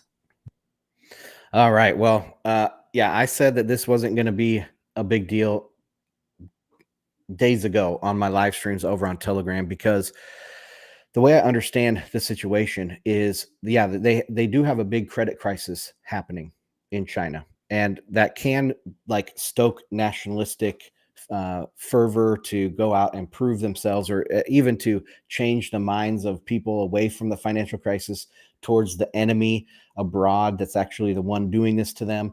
So I can see that. But they have the 20th party Congress coming up later this year, and Xi is up for the first prime minister or leader of the Communist Party, first time ever that they'll get 3 terms. So he's breaking with tradition, and he's becoming emperor for life. This is a very important year for Xi Jinping. And so I don't think they would want to start a war or start something right before that happens. Also, zero COVID proves that they value loyalty over the economy. They're willing to crush their economy just to prove that this city's loyal, or this minister or this province is loyal to Xi Jinping. So I don't think that they care too much about the economy. And yeah, so that's my initial thoughts. Plus, they aren't militarily strong enough to take Taiwan. I don't think they have. I mean, it's completely different than Hong Kong. So Hong Kong, they have bridges, it's right there on the coast. But Taiwan, it's an amphibious landing, and that is the hardest thing to do in warfare against the world's largest navy, the United States Navy, and hardcore dug-in defenses of Taiwan. So it's not an easy thing to do, and they risk failing right before the 20th party Congress.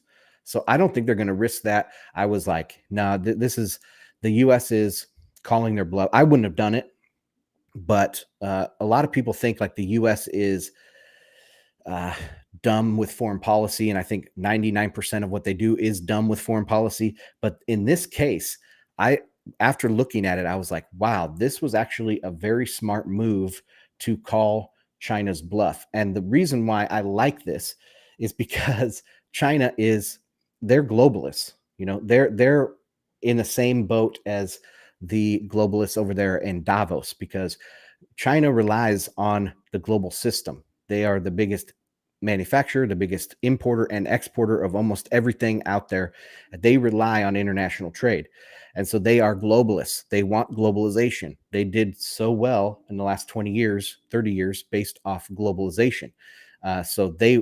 That's who, in my mind, who I would fight against. I would fight against the globalists, and China fits right into there.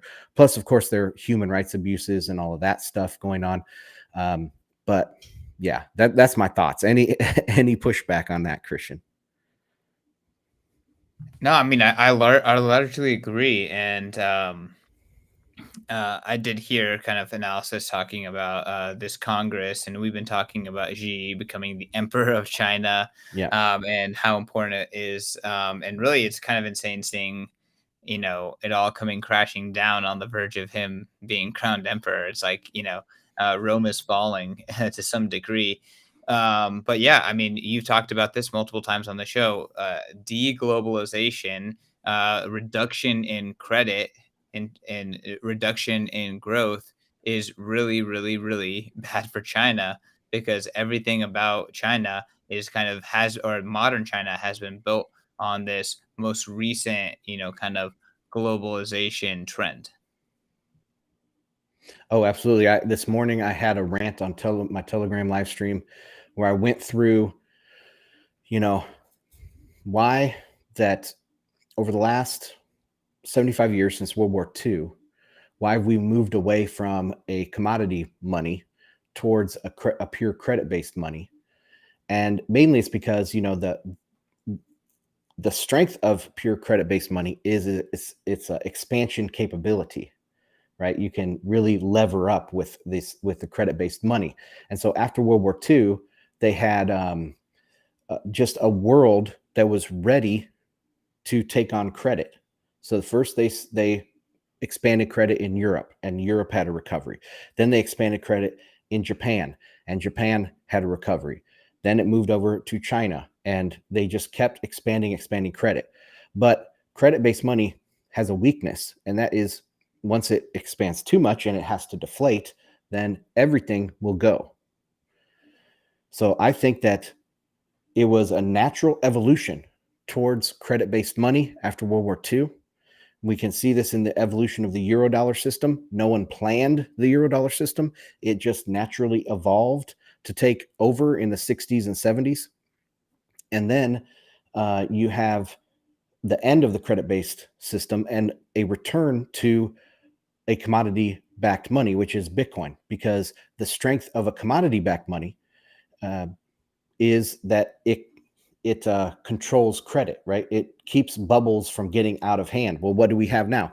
We have the biggest credit bubble the world has ever seen.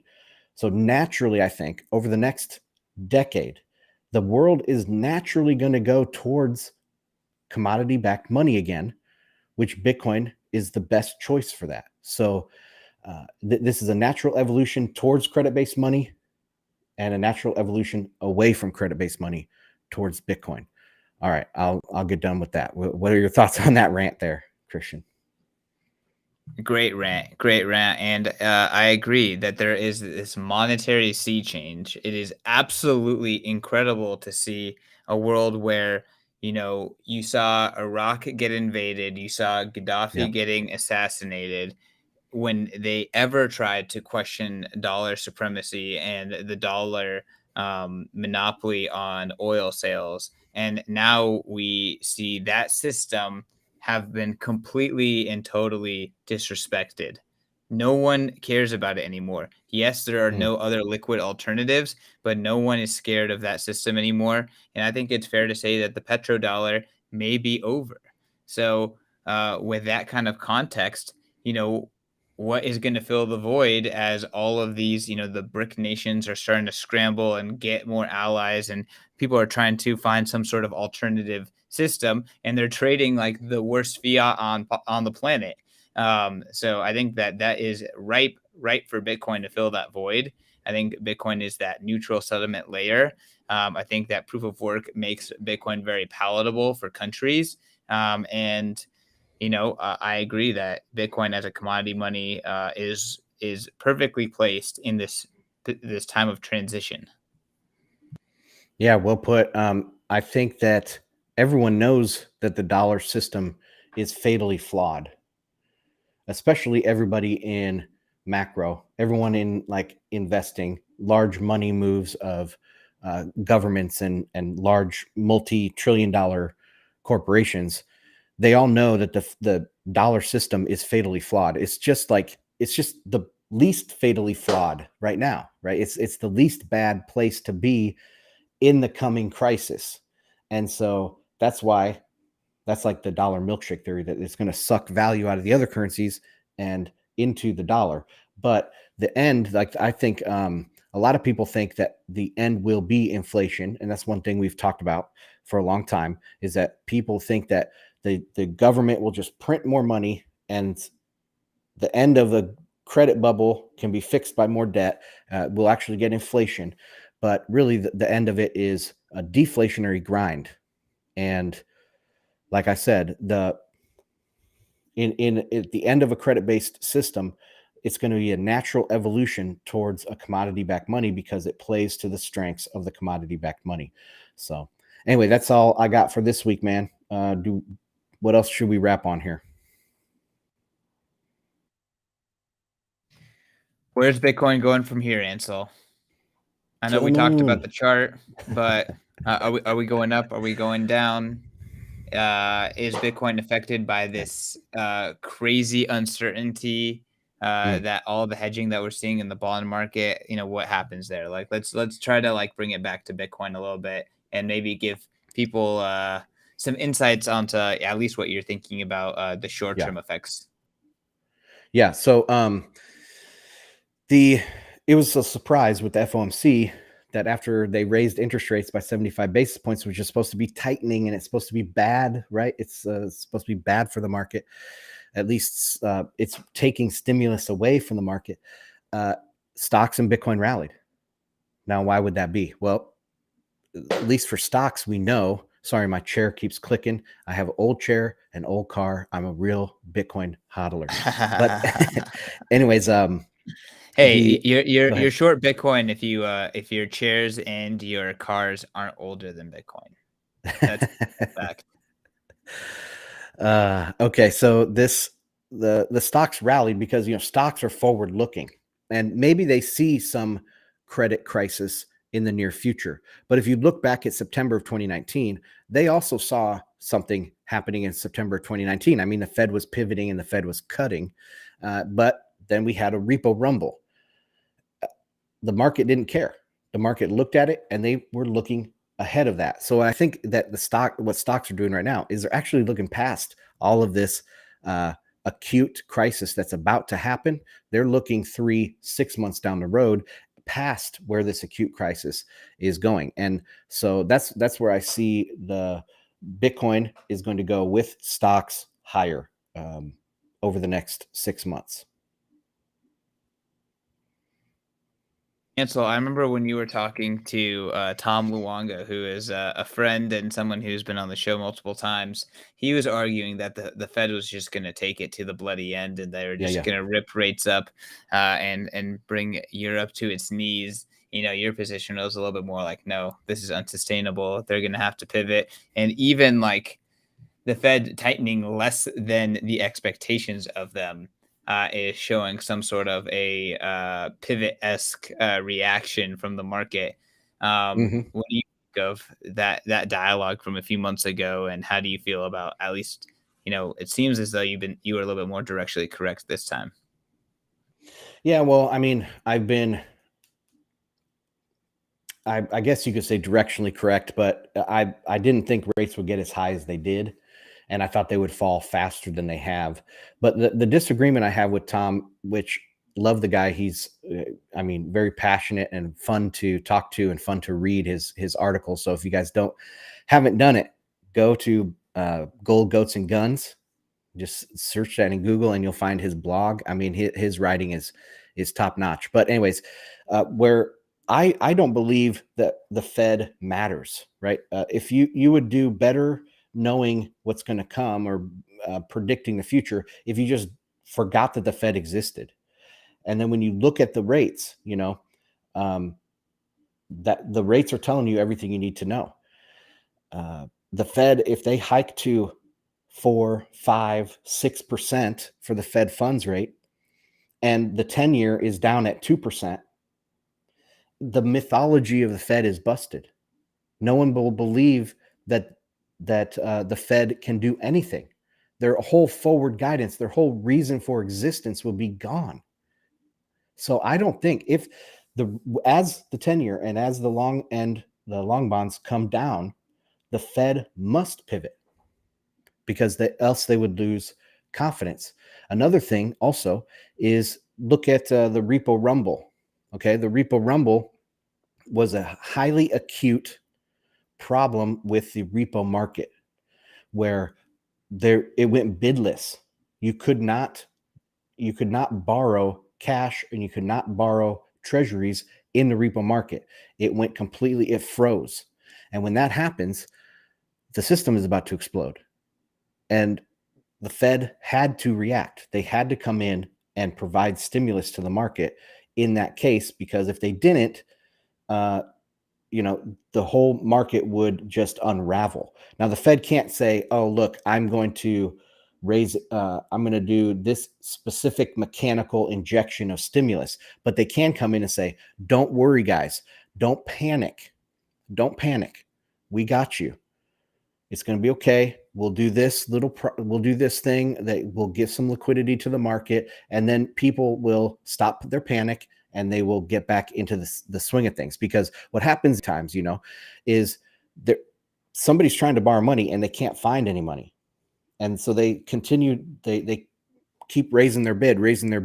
And the rest of the market's looking at, oh my God, this guy's about to explode. So they are not going to lend to anybody because there's a contagion everywhere in the market. And so the people are panicked and liquidity just goes to zero.